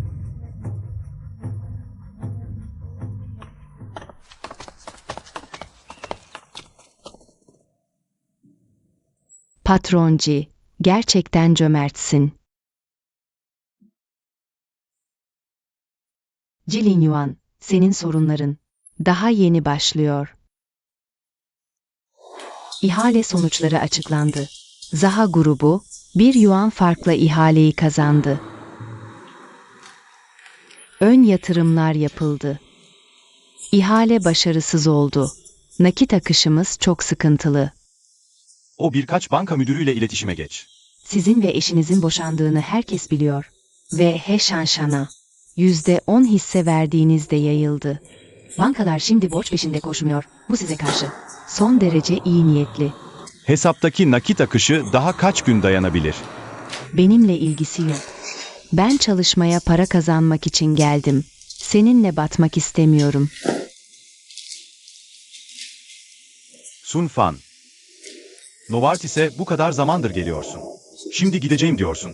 Sonuçta ben 2 aileye hizmet etmiş biriyim. Benden Sadakat bekleyemezsin. Hangi şirket? Zaha ailesi. Anlıyorum. İyi kuşlar iyi dallara konar. Seni zorlamayacağım. Devir teslimi bitirince gideceğim. Patronci, cömertliğiniz karşısında bir kez daha sadakatimi göstereyim.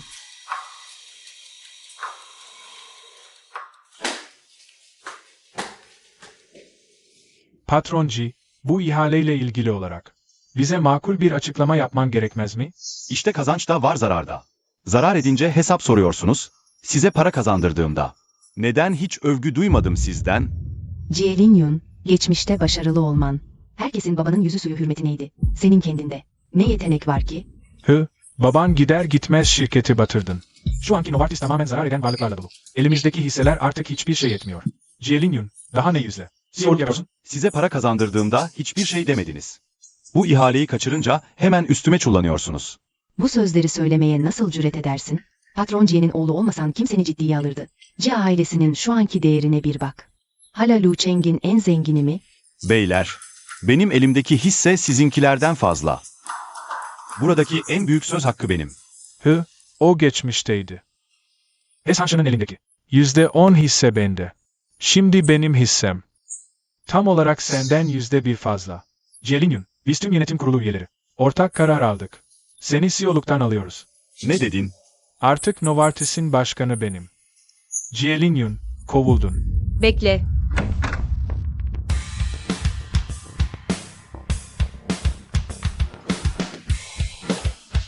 Wing-Chen, Benim elimde hala %3 hisse var. Novartis gibi büyük bir gemiyi ben batırdım. Ben yeteneksizim. Bu kadar büyük bir şirket, eğer yeniden ayağa kalkmak istiyorsa, o kadar kolay olmayacak. Neyse ki Ci ailesi olarak büyük ve güçlüyüz. Eğer buradaki herkes şimdi çekilmek istiyorsa, elinizdeki hisseleri satın alabilirim. Şimdi çıkış yaparsanız en azından kayıp çok fazla değil. Nova kesinlikle bitti. Şimdi nakde çevirebilirken hemen gidin.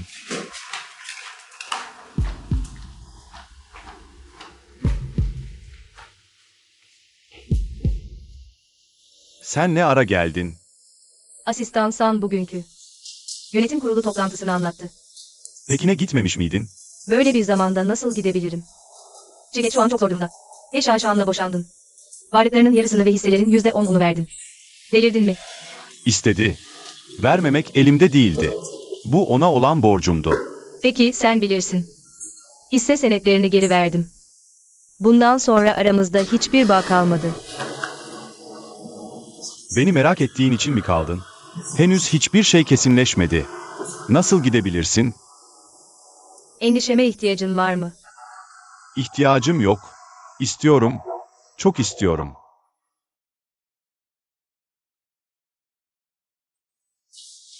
Neden hiçbir şey söylemedin bana? Biliyor musun? Çocuğumu kaybettim, boşanmaya karşı karşıyaydım. O günler ne kadar zordu. Özür dilerim. Özür dilerim. Ama söyleyemezdim. He Shanshan'ın. Sana zarar verip vermeyeceğini bilmiyordum. Seni riske atamazdım. O zaman şimdi de söyleme. Herkes yaptıklarının bedelini öder. Artık sana zarar veremez. Ne demek istiyorsun?